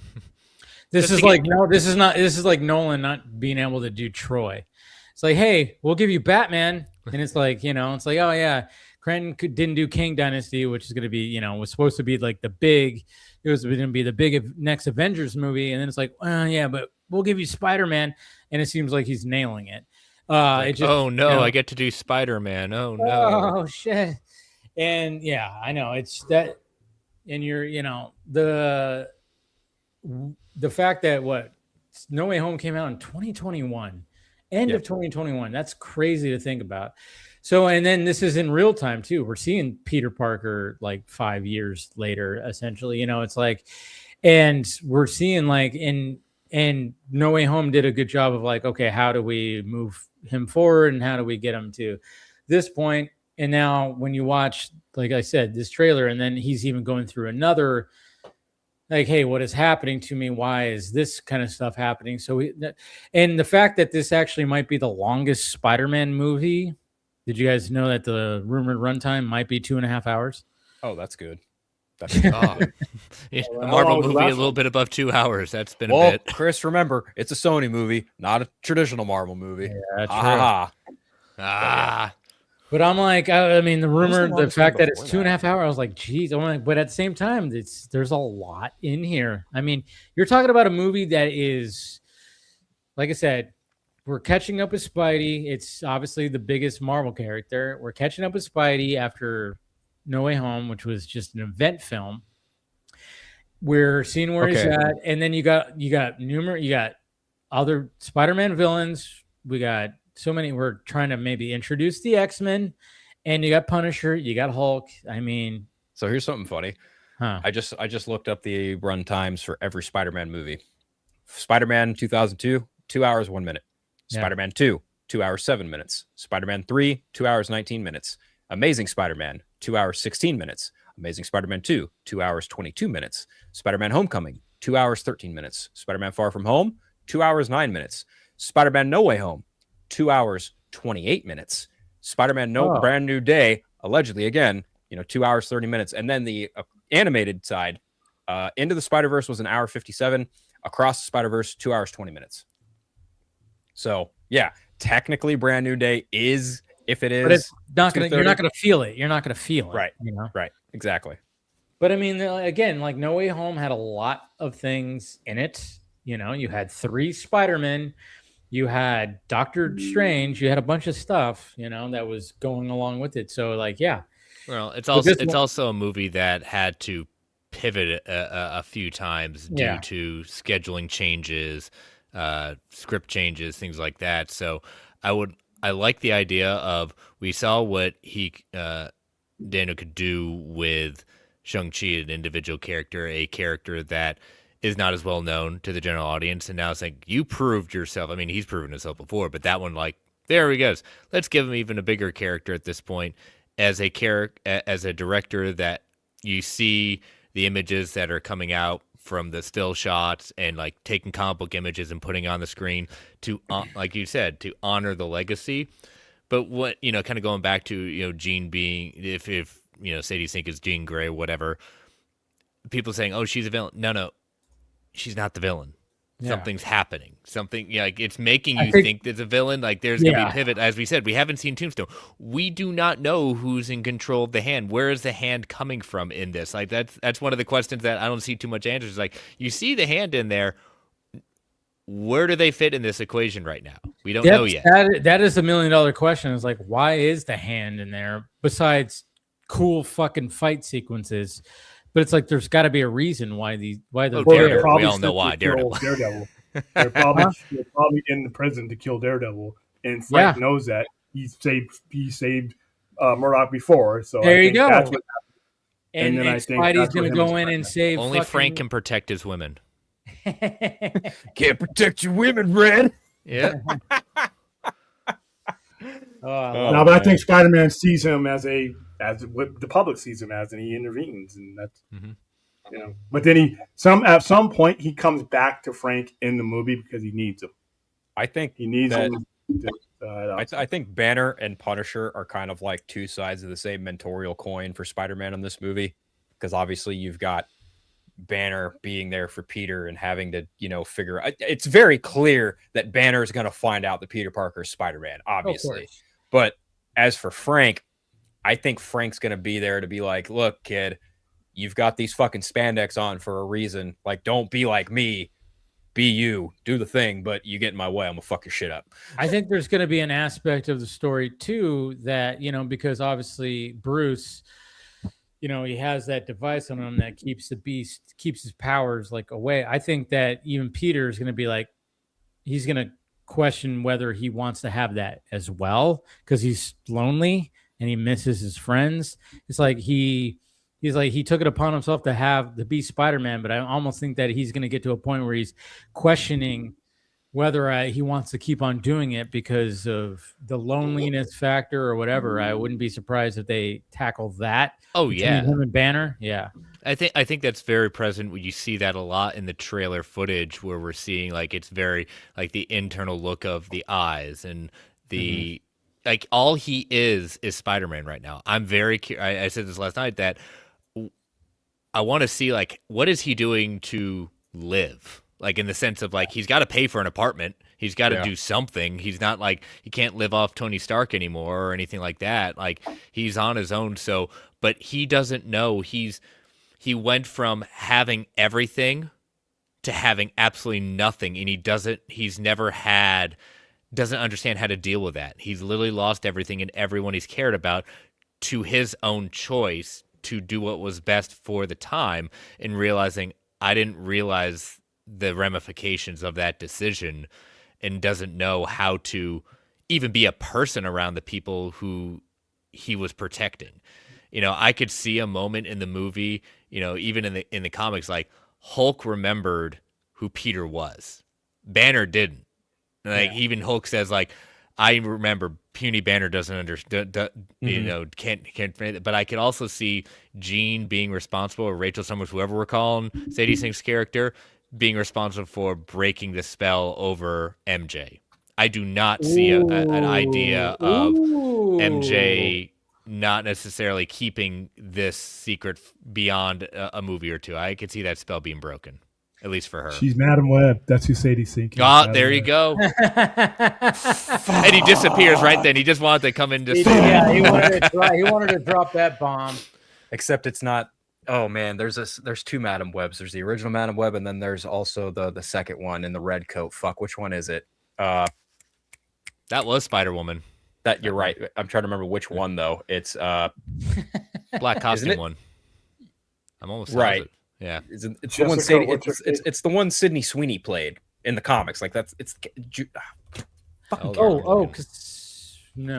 she becomes the second Madam Web in the comics. Jessica Drew, right? Not Jessica. No, that's Julia Carpenter. That's who it is. That's who's Madam Web right now. I was like, Julia Carpenter. Yep. I was thinking of a C name, and I was like, yeah, it was Carpenter. I was then like, they're gonna start seeing flashbacks.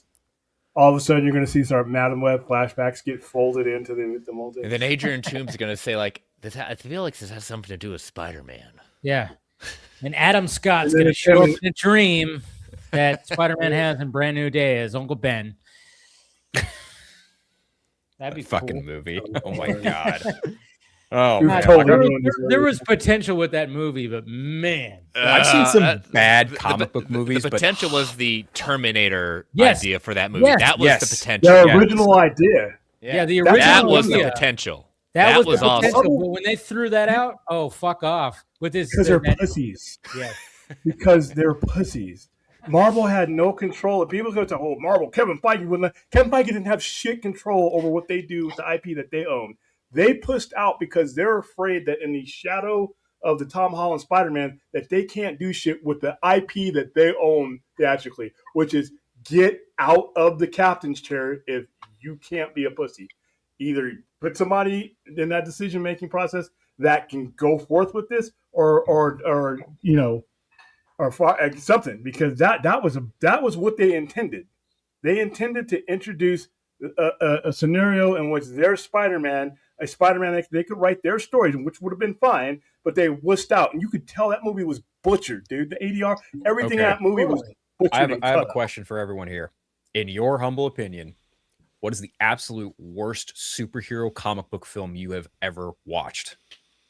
Mystery Man. I can count that. Catwoman. Halle Berry Catwoman. I mean, as much as she looks great in that costume, but that movie just, I don't know. That movie. Yeah, I think worse or disappointing. Worse. Or like that. Those are two different things, though. Those are very two different. Because mine is a toss-up. Mine's a toss-up between either it's a three-way tie: Catwoman, Steel, Superman 3. Oh, Steel. Yeah. It's Steel. Steel's got to be it for me. I think. Yeah. I think Steel almost nudges it out. Yeah. Steel is probably worse. See, mine's in between of like Howard the Duck, Catwoman. Steel's a good choice up there. Howard the Duck almost messed up my relationship with my dad as far as movie going goes, because I lost the ability to pick movies after I picked Howard the Duck, and I had to fight for my credibility over the next couple of years because he took me that movie, and I had grown up reading, copies of Howard the Duck and all that stuff from yard sales and stuff I would get where I first started getting my comics. And I love the swamp thing. I love the whole premise of that. And that's what I thought I was going to see. And when I got there and I saw duck boobs and all this other, just a duck that couldn't fly, and he's in his plane scene, I'm like, this is so bad. And I looked over to my dad, and I just felt the relationship going in different. I am so sorry. So then the question is Madam Web Catwoman Steel level bad? It's close, but no. I say it's subjectively right bad. It's not. It's like a notch above that, right? It is. It's like. But there's a good movie in there. There's a good movie somewhere. In there. Yeah. There's not a good movie. There's not a good movie in there. I think what was supposed to be a good movie. Yeah, that's the thing. That's what I'm kind of looking at. I think they filmed it. Peter Parker's in the movie. I mean, I think they've made it. Is he now? Movie. Is he? I mean, his name might be mentioned in another version of that movie somewhere. I mean, what was one of those laughable things about that movie is they do everything possible not to say anything close to Peter Parker, Spider-Man. Like that became like. Was the plan. That's not. I know. I'm just saying, like that's what's laughable. Like I don't know. It's really shitty to say, but like of the 3 Sony movies that came out in 2024, sadly enough, the one I would probably watch of the 3 again would probably be Venom: The Last Dance. Yeah, I'll never forget you, buddy. Yep. At the very least, Tom Hardy is entertaining, right? Yes. And then you get like, fuck, Craven was such a disappointment. And what people don't want to give that franchise is successful. Yes. Maybe diminishing returns, but that is legitimately. I'm not saying box office means everything, but I'm just saying when it comes down to, you cannot say that those movies were failures. He committed to that idea, and you know what? It may not have been my Venom, but I've seen all three of them. I saw all three of them in theaters. Yeah, it's not my Venom, but it did what it needed to do. I'll be frank. They didn't spend shit on any of those movies. They didn't spend anything on those movies. That first so it one didn't take much to. Isn't half bad. No, the first one's just my opinion. Okay, the first one is not bad. Yeah, the first one was the best one for sure. It's a fucking fun romp, and you know what? I'll be damned if I didn't love watching Venom just throw those fucking guards around in that smoke fight. That was great. And I'll eat my words on that one. Creating a movie franchise without Spider-Man necessarily being anything truly, really involved. Bravo, you did it. It's a subjective opinion whether they did it successfully or not, but again, they did it. 3 movies. And they did it with tying it as closely to the Venom origin as they possibly could have.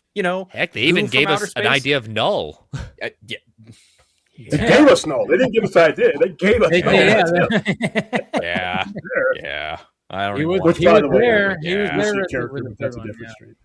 And the second movie, it had fun moments, but ultimately Carnage was a bit underserved in that movie. Oh yeah, definitely was underserved. Oh, and plus it wasn't R. So when he's biting that piece's head off, I'm like, oh, let's pan the camera away while he decapitates. It's like Sony went, if we can't make an R-rated Carnage movie, what kind of R-rated movie can we make? And some dipshit in the room went, fucking Craven. Let's make a Craven R-rated movie. And it's like, fuck, here we go.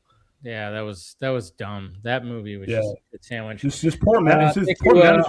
Thank you, R Skeptic, for the $5 super chat. Venom 2018 had a Tom Holland cameo, but Marvel Studios told them to cut it. No, Marvel Studios cannot tell them what to do with their character. That is such bullshit. I'm sorry, Rational. That's a myth.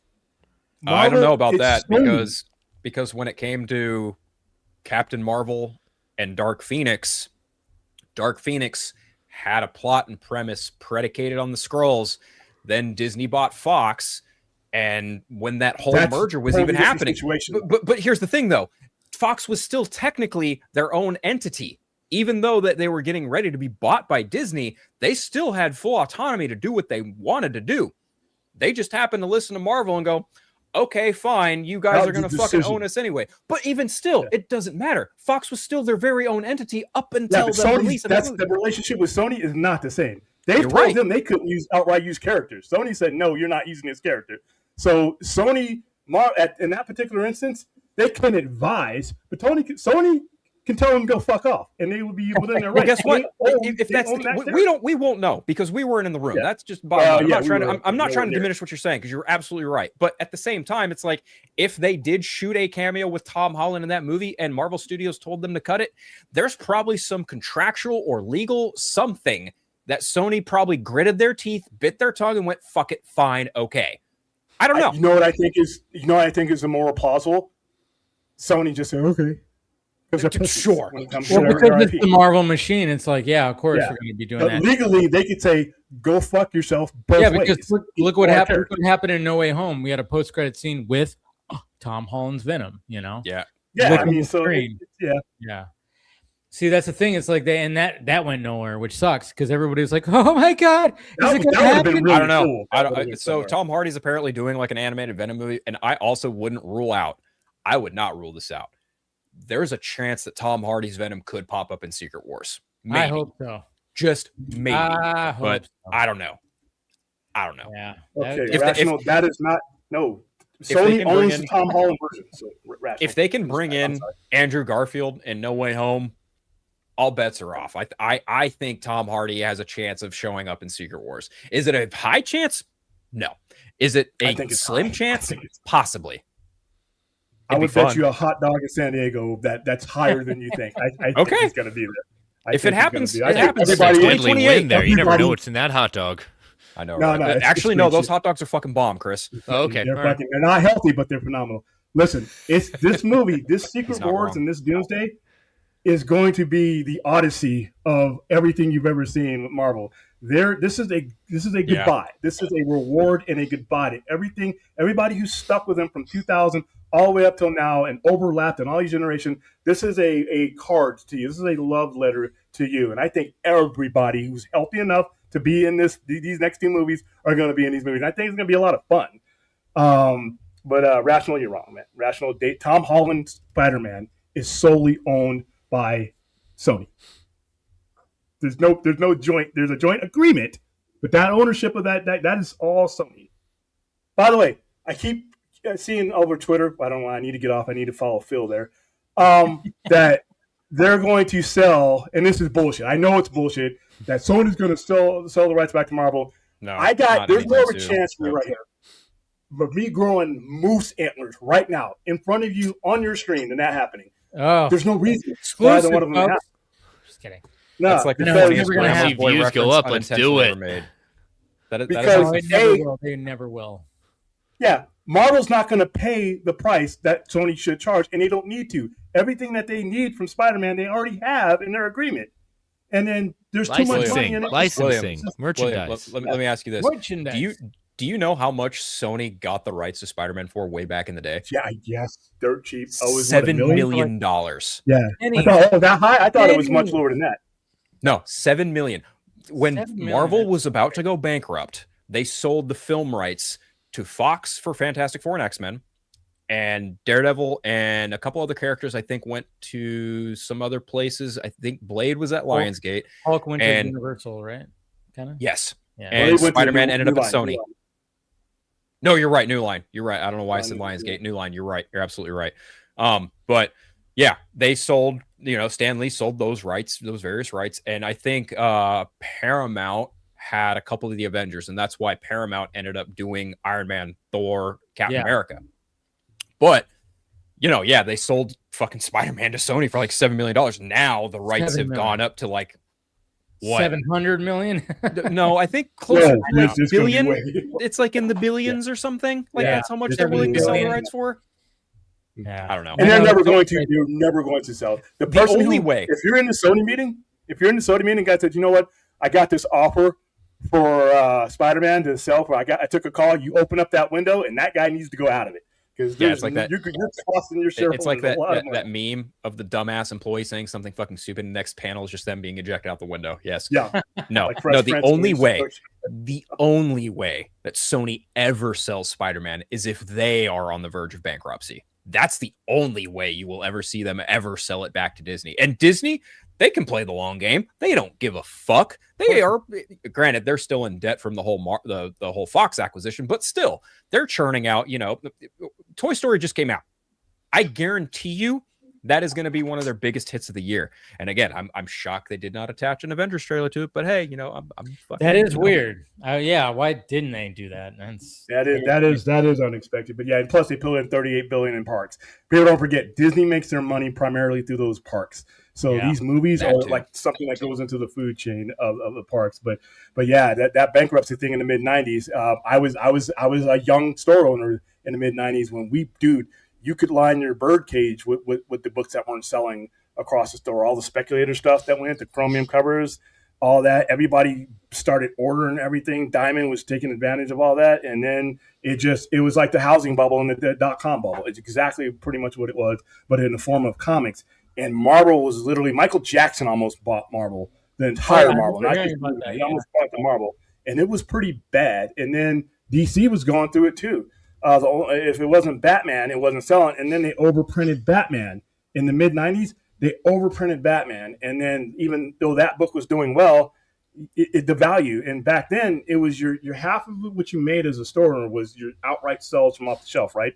And then the circulation of the stuff that you would get in the back issues. But you needed to keep that circulation going. Your customer was one of your vendors because they were the ones bringing in the stuff that you would turn around and sell for a decent percentage. Once that stopped and the whole operation was gummed up, then it eventually moved up and started affecting Marvel because people stopped ordering books. They stopped ordering books. When those resolicitations would come out, you would be canceling it. You would be canceling it and you wouldn't be sending those in. And that's what was pushing them to the edge because there was no value in the industry largely because of the success of the beginning. Jim Lee's and Chris Claremont's X-Men really, it's one of the greatest things that ever happened, but people read it the wrong way. Marvel and DC read that the wrong way, and they printed the shit out of everything. Death of Superman, Nightfall, all of that stuff. That's why you can get that stuff for pretty cheap, right? You can get it because there's so many of them out there. Now you see that they've corrected that because now you have ratios, you have variants, you have things like that have added to the collectability of things, and it makes it easier to get in the game. Whereas before, they chased everybody away. But Marvel went down to almost nothing. And if it wasn't for the fact that DC was owned by Warner Brothers, who knows how many IPs would have been sold out.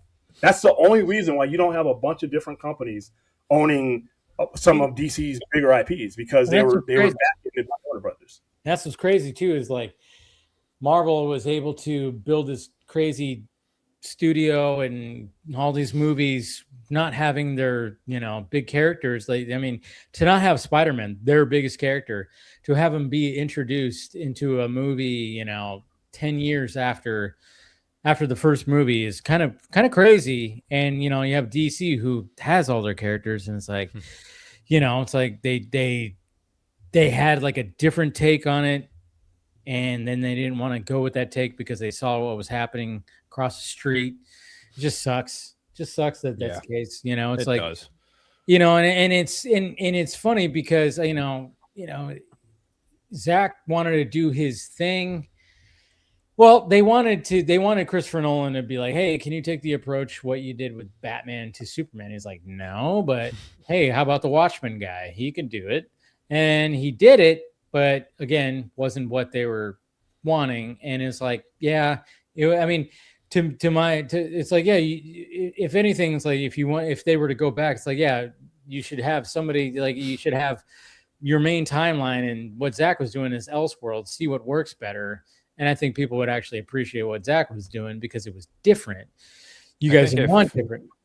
I think if DC Studios had been a thing when Zack was doing Man of Steel, BVS, and they had a producer running it, sure, and things then would be a little different. Yeah, I think if contractually, when you have a studio head, it's different. There are certain things. There's a difference between a director who's a direct employee and then somebody who takes the job of a studio head, because when he takes that job, there are conditions that we'll probably never know about that are embedded into James Gunn's current existence that says, I get this up to this point and this as a result of this, and it's all in black and white. So when you have a studio barrier, but we didn't have that back then, and it's kind of ironic now because there are people that are still at war with people that are not even on the battlefield anymore. You have a studio head now. Even if he moves out, somebody's going to be a DC studio head.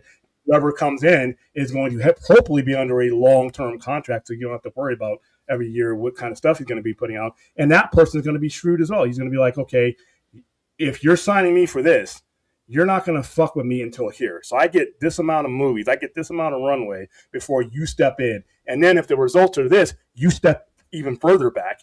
And then here's where you come in. There's a lot of, it's like negotiations. I mean, like lots of negotiations that a studio head has and legal authority. So yeah, we're in a better place now. We just got to, now we're in a better place as far as the structure goes. But as far as the company goes, they're not in the best place because there's so much uncertainty that foundation is kind of weak until we finish these mergers. And whoever is DC studio head is on a contract that it costs the people who issued the contract more than they're willing to give to get out of the contract. Like if you break this contract, it's like getting kicked right in the nuts. It's going to hurt financially. It's going to hurt. You're going to be paying me until I'm 90. In fact, when I die, you pay my ghost or my grandkid. That's how ironclad that contract needs to be. And then at that point, they have the option to fire somebody, but it's going to cost them. If they really need to change direction, they can say, you know what, we're going to take that kick and we need to move on. That happens in sports all the time. You got Bobby Bonilla was still making money off the Florida Marlins. Yeah, the Mets.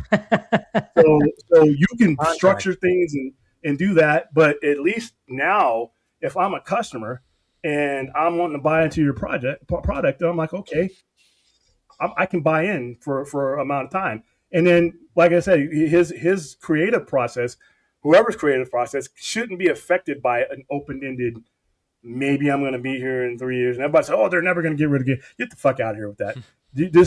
If nothing's negotiated, nothing is real. Nothing to negotiate, nothing to roll. Us fan sentiment saying, well, they'll never do that. We don't mean shit. Only contracts do. So ironclad contract, and I would love for them to come out. Maybe Lanterns will do it. Maybe Clayface will do something where they say, you know what? Regardless to our ownership situation, we've sat down with everybody involved who's potential or whatever and said, you know what? You're part of our long-term future. But I don't think they'll do that because even though David Ellison has told you, well, we're going to keep all the current management, he has proven to be full of shit. Yeah. So everybody's contract, full of shit. He said. So it's all full of shit. It's all full of shit. I mean, that's the thing. We just got to wait and see what happens. But Chris, I know you got to take off. Yep. But, always great hanging out with you. As always, great time, gentlemen. Good discussions, and hope you all have a good weekend. And happy Father's Day. Yes, happy Father's Day. That's yes, right. Appreciate it. Yeah. We're the only one on the screen. That's I know. He's the only one that he is the only one that is a father. So yeah. Yes. Although I've seen some people in Vegas that they look like Phil. I'll have to talk to him about that offline. What? I'm just kidding. There's a discussion. And on that note, good night, gentlemen. Yeah. Good night. Have a good night, guys. All right. Take it easy. Bye. Yeah, I mean, that's the thing. It's like, yeah, James Gunn might after Man tomorrow. Yeah, he might be gone, but it's not gonna. DC Studios is still gonna be there, and yeah, it'll just be oversized. Yeah, I mean, who's? But who knows? Who knows? Like, obviously, there's like a huge group that thinks that Zack should be running it, and I'm like, that's not what he wants to do. I think if he were to come back in DC space, he would do like a one-off thing maybe in his universe that maybe he could do in the future. But right now, he's gonna be making Escape from New York, which I'm sure you guys saw that video that was posted by Taran Tactical, where he was there. The chick with the abs that you were yeah. For? God I did damn. not see this. Oh, you didn't see it? I did not see this. No. Yeah, so Zack was at Taran Tactical recently, and they posted this video instead of it wasn't Zack posting on his Instagram, but it's kind of funny because when you look at the first frame of the screen, it looks very strange. And then I was just like, I mean, it's funny, it looks funny, but I was like, God damn, girl's got some fucking abs. But obviously, it's just that's what's catching people's, but because like, yeah, she's trying to flip the magazine to Zack, and it's it's fun. Oh wow! Shoot already. Whoa, who was that?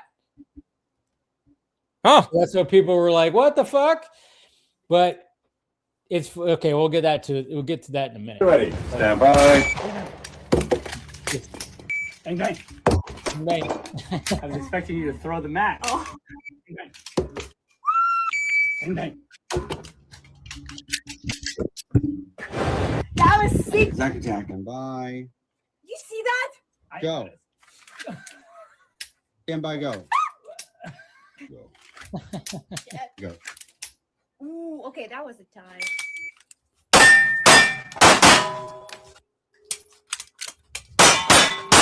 That was the Snyder cut. True, yeah, Snyder cut.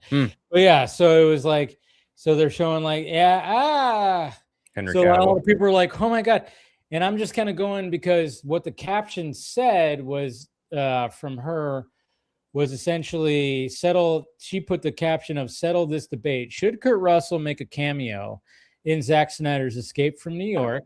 And who gets your vote for Snake Plissken?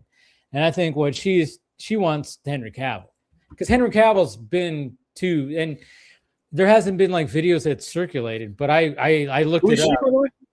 Huh?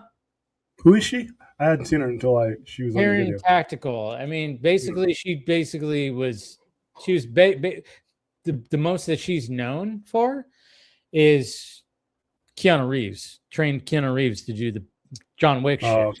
Yeah. Okay. So when you saw those videos of Keanu Reeves doing this, that's Taran Tactical. Gun Fu? She's the mistress of Gun Fu? Yeah, pretty much. She's helped orchestrate the Gun Fu. Like, so, yeah. So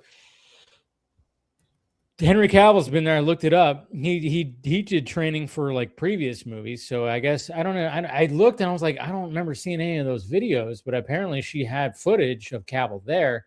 I think she wants Cavill to be Snake Plissken. I think she's campaigning for Cavill to be Snake Plissken. Because when I first saw that video, I went, oh, Zach posted another video on his Instagram. I'm like, oh, wait, no. That was from her. Because I was like, oh, but then do you guys think that Kurt Russell should have a cameo in the remake? It'd be kind of fun. Yeah. It'd be kind of fun. Why not? I mean, he's alive. He's though? immortal. Huh? Do you think he'll do it, though? Yeah. Yeah, he said he didn't want to do it unless John Carpenter did it, or Well, John Carpenter's probably going to be executive producer. Yeah, but that's not the same, I don't know. I think I almost think that she had a conversation with Zach going, "Is Kurt Russell going to be in it?" To be honest, I don't see Cavill as being a good, the best choice for Snake Plissken. I wouldn't hate it. I think he could probably pull it off, but I think that he could get somebody, I don't know, just a little bit. I don't know. No matter whomever gets fucking cast, half the internet's gonna hate it. But yeah, it's just. I mean, it would be a chance for them to work together again, which I don't think is a bad thing. No, but I also think that there are a lot of other actors who could absolutely do a modern spin on the Snake Plissken character. I mean, looking at it, just like as a fan, I think Henry Cavill would look more like Solid Snake from Metal Gear as opposed to, Snake Plissken for Kurt Russell. Yeah. But I'm not saying it wouldn't work, but no. I do think that it would be a little. Well, you like Oscar Isaac, right? I like Oscar Isaac and Charlie Cox. I think both of them would do a Charlie fine Cox. job. That's right. You brought up Charlie Cox, and I thought that was the best choice, to be honest. Charlie Cox, make his, I guess it would kind of depend, right? Like if Henry Cavill took it, it would probably be like, it'd have to take place. Well, obviously he's already shot Highlander, but I would have to wonder if that takes off and becomes its own thing and a bigger franchise, like would that contractually obligate him to be that for a while as opposed to, doing something like this, which I'm not saying that, Escape from New York is going to turn into some mega franchise under Zach or anything, but, it just feels to me like this feels like a movie that it just feels like a one-off in its own story and its own thing. And Zach's going to do to this what he did like with Dawn of the Dead. But I don't know. Henry Cavill kind of like it came to mind initially, but at the same time, I'm just like, yeah, he's got his own thing. He's got that Warhammer shit going on. He's got a lot of other things that he probably wants to do. I don't know if he would be. I mean, I'm sure he would be down. Like, I don't doubt that one bit, especially considering him and Zach have a really great relationship, despite, a lot of people online trying to say, oh, well, he said he liked Joss Whedon. Fuck off with that bullshit. But, like, I think if Zach and co, even John Carpenter, if they approached Henry and said, we want you to be Snake Plissken, I think Henry would probably do it without even questioning it. Yeah, I think he would. Yeah, he totally would sign on 100%. Yeah, but I just don't. When people were automatically going like, do Henry Cavill, I was like, I don't see Henry Cavill. Again, wouldn't hate it, but I think there's some, there's some better choices out there. But we'll see. But I think like that's what I think. She just she's a Henry Cavill fan, and she was, because a lot of people was that Henry Cavill that you just like snuck in there, and she was like. She was putting like emojis to the response, and it's like, yeah, of course, people look into it a little bit more than they should, and they think that this is like some kind of restoration of the Snyderverse, but but it's just like, no, she's asking the question of like, Kurt Russell, will he make a cameo? I hope he does. That'd be cool. But then it's like, does he make a cameo of I don't know. This is a remake. That's the question, right? Like, if he cameos, who would it be as? Yeah, it's like he can't cameo as Snake Plissken if they're doing a remake. Now, if it's a reboot that is like a sequel, then you can have that. I don't know. And then, of course, everybody's going, who should play Snake Plissken? It should be Wyatt Russell. And I'm going, I don't even know if I see that. I think you guys are just resorting to that because, he's his kid. But I'm like, when I saw him in Disclosure Day, he's gonna get tired of doing that. By the way, I know, right? Like, damn it. Yeah, and then when I watched him in Disclosure Day, he has a small role in Disclosure Day, but I'm like going, I don't know, he looks like his dad, he sounds like his dad, but I don't know. He's also his own actor because his John Walker made me believe that was John Walker. You know, and he's great at Thunderbolts. I thought Thunderbolts one of the most underrated superhero movies that's been made. Yeah, like if you know the John Walker character, yeah, he's pretty true to the core of who that character is. Yeah, I won't disagree with that. That story brought out the best in all those characters. That movie just got looked over a little bit, and it was the best comic book movie of that year. It was the best comic book movie for me in 2025. Yeah, a lot of people thought that. Yeah. No, I get that, but at the same time, I'm like, do you see him as a Snake Plissken? You know? I think that's too on the nose. You do? I think that's way too on the nose. I mean, I don't think he would take the job because of that, but at the same time, you're trying to. Once an actor reaches a certain level, I can believe they can become anyone because that's literally what they do. Yeah, he could get. I would say that Ledger, I would have lost everything I owned when you told me Heath Ledger's going to play the Joker. I was making jokes.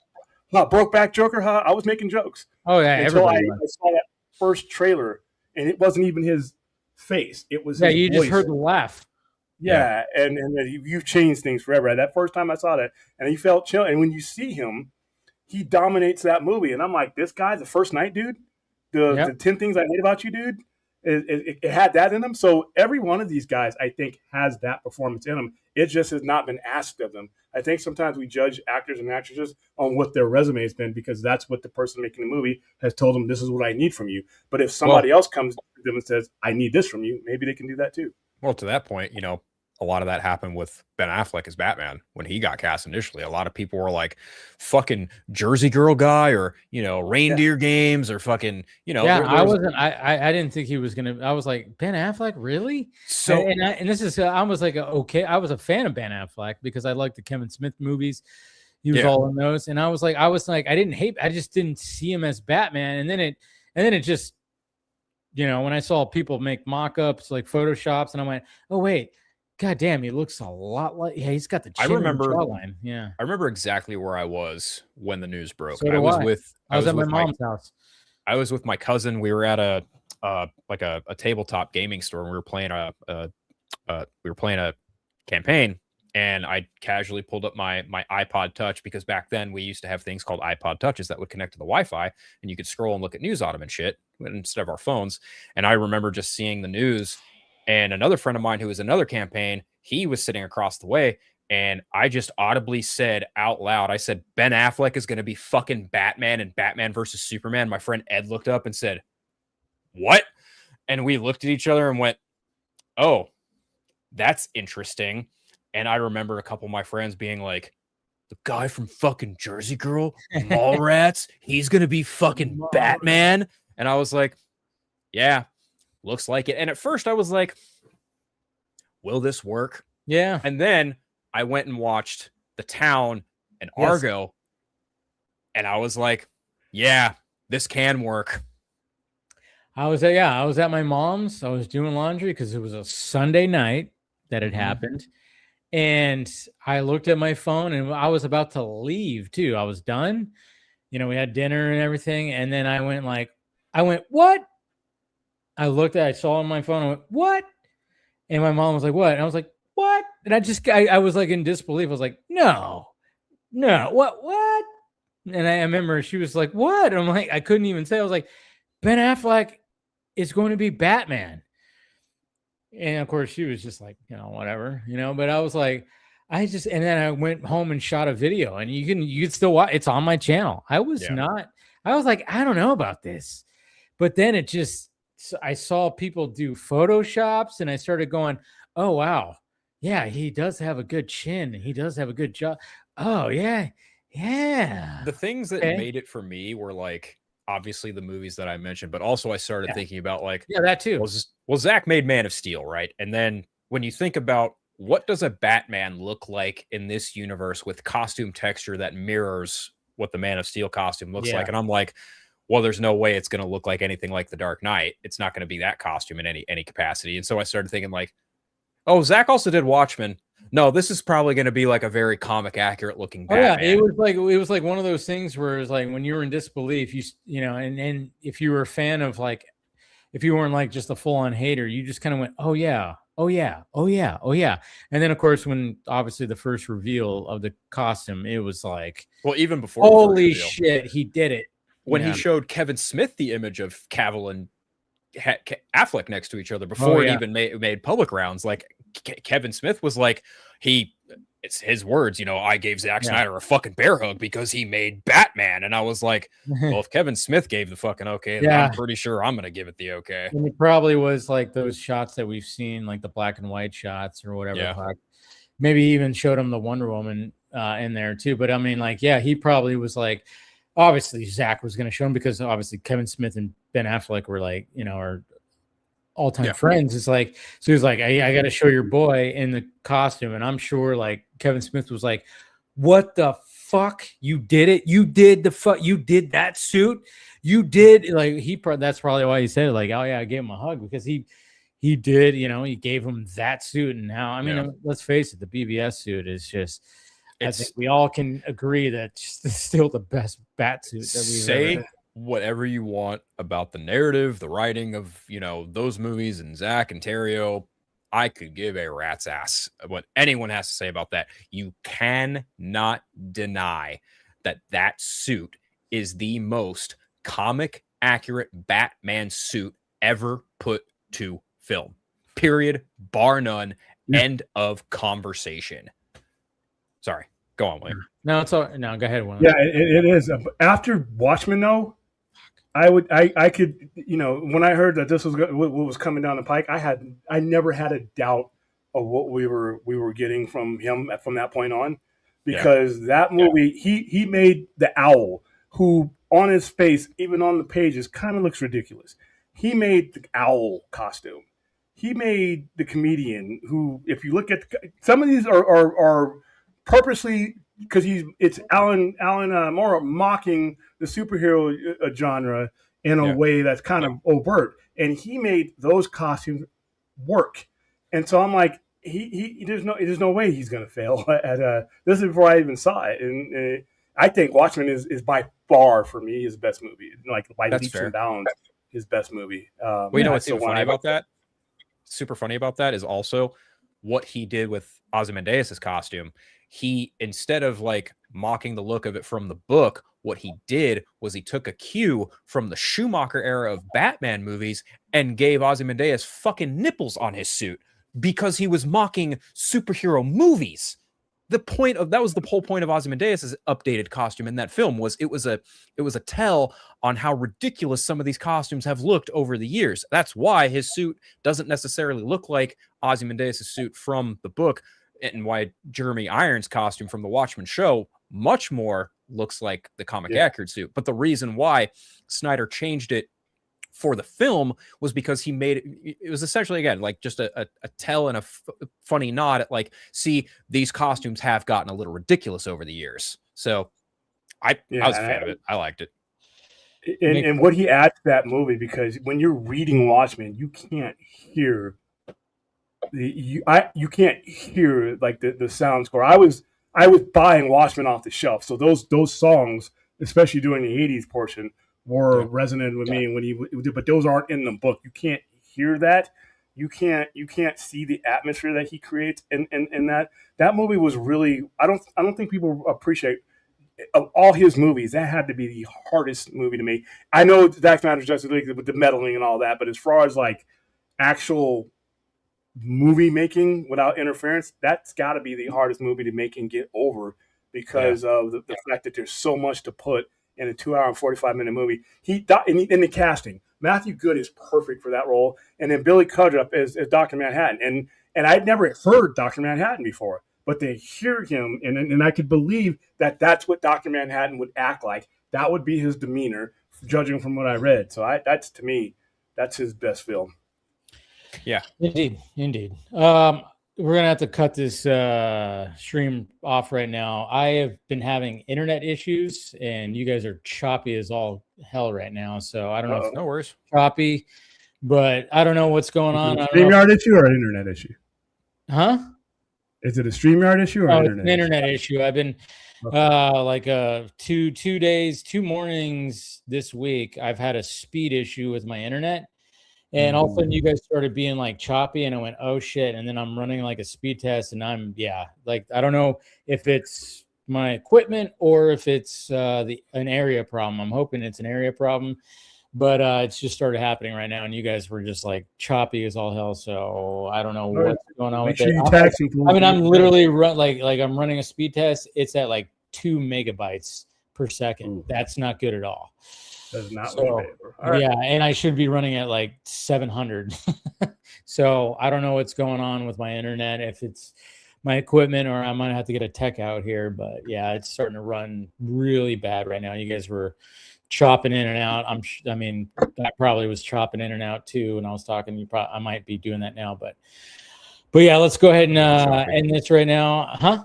Am I good? A little choppy. Yeah, you're a little choppy. Now. Yeah, it's a little choppy, but not too bad. Yeah, you guys are choppy for sure. So, but you know, obviously, we didn't talk about the Jim Carrey possibly returning as the Grinch. Hey, that was something that I was like, hey, that's gonna be interesting. But it makes sense because he doesn't have to get in all that makeup if they don't want to. They could do the mocap stuff now. There's technology, so they could just do partial. So he doesn't have to because that was a grueling process. But anyways, that could be a thing that's coming out that everything. But let's go around the horn and talk about what we got to promote. Go ahead, William. I am not promoting anything in particular as far as YouTube goes, but next month obviously is Comic-Con, so I'm going to have the road to Comic-Con. I have a Trauma small mini documentary that we're going to do. I'm going to interview Lloyd Kaufman and the people that are going to be there on site for Trauma.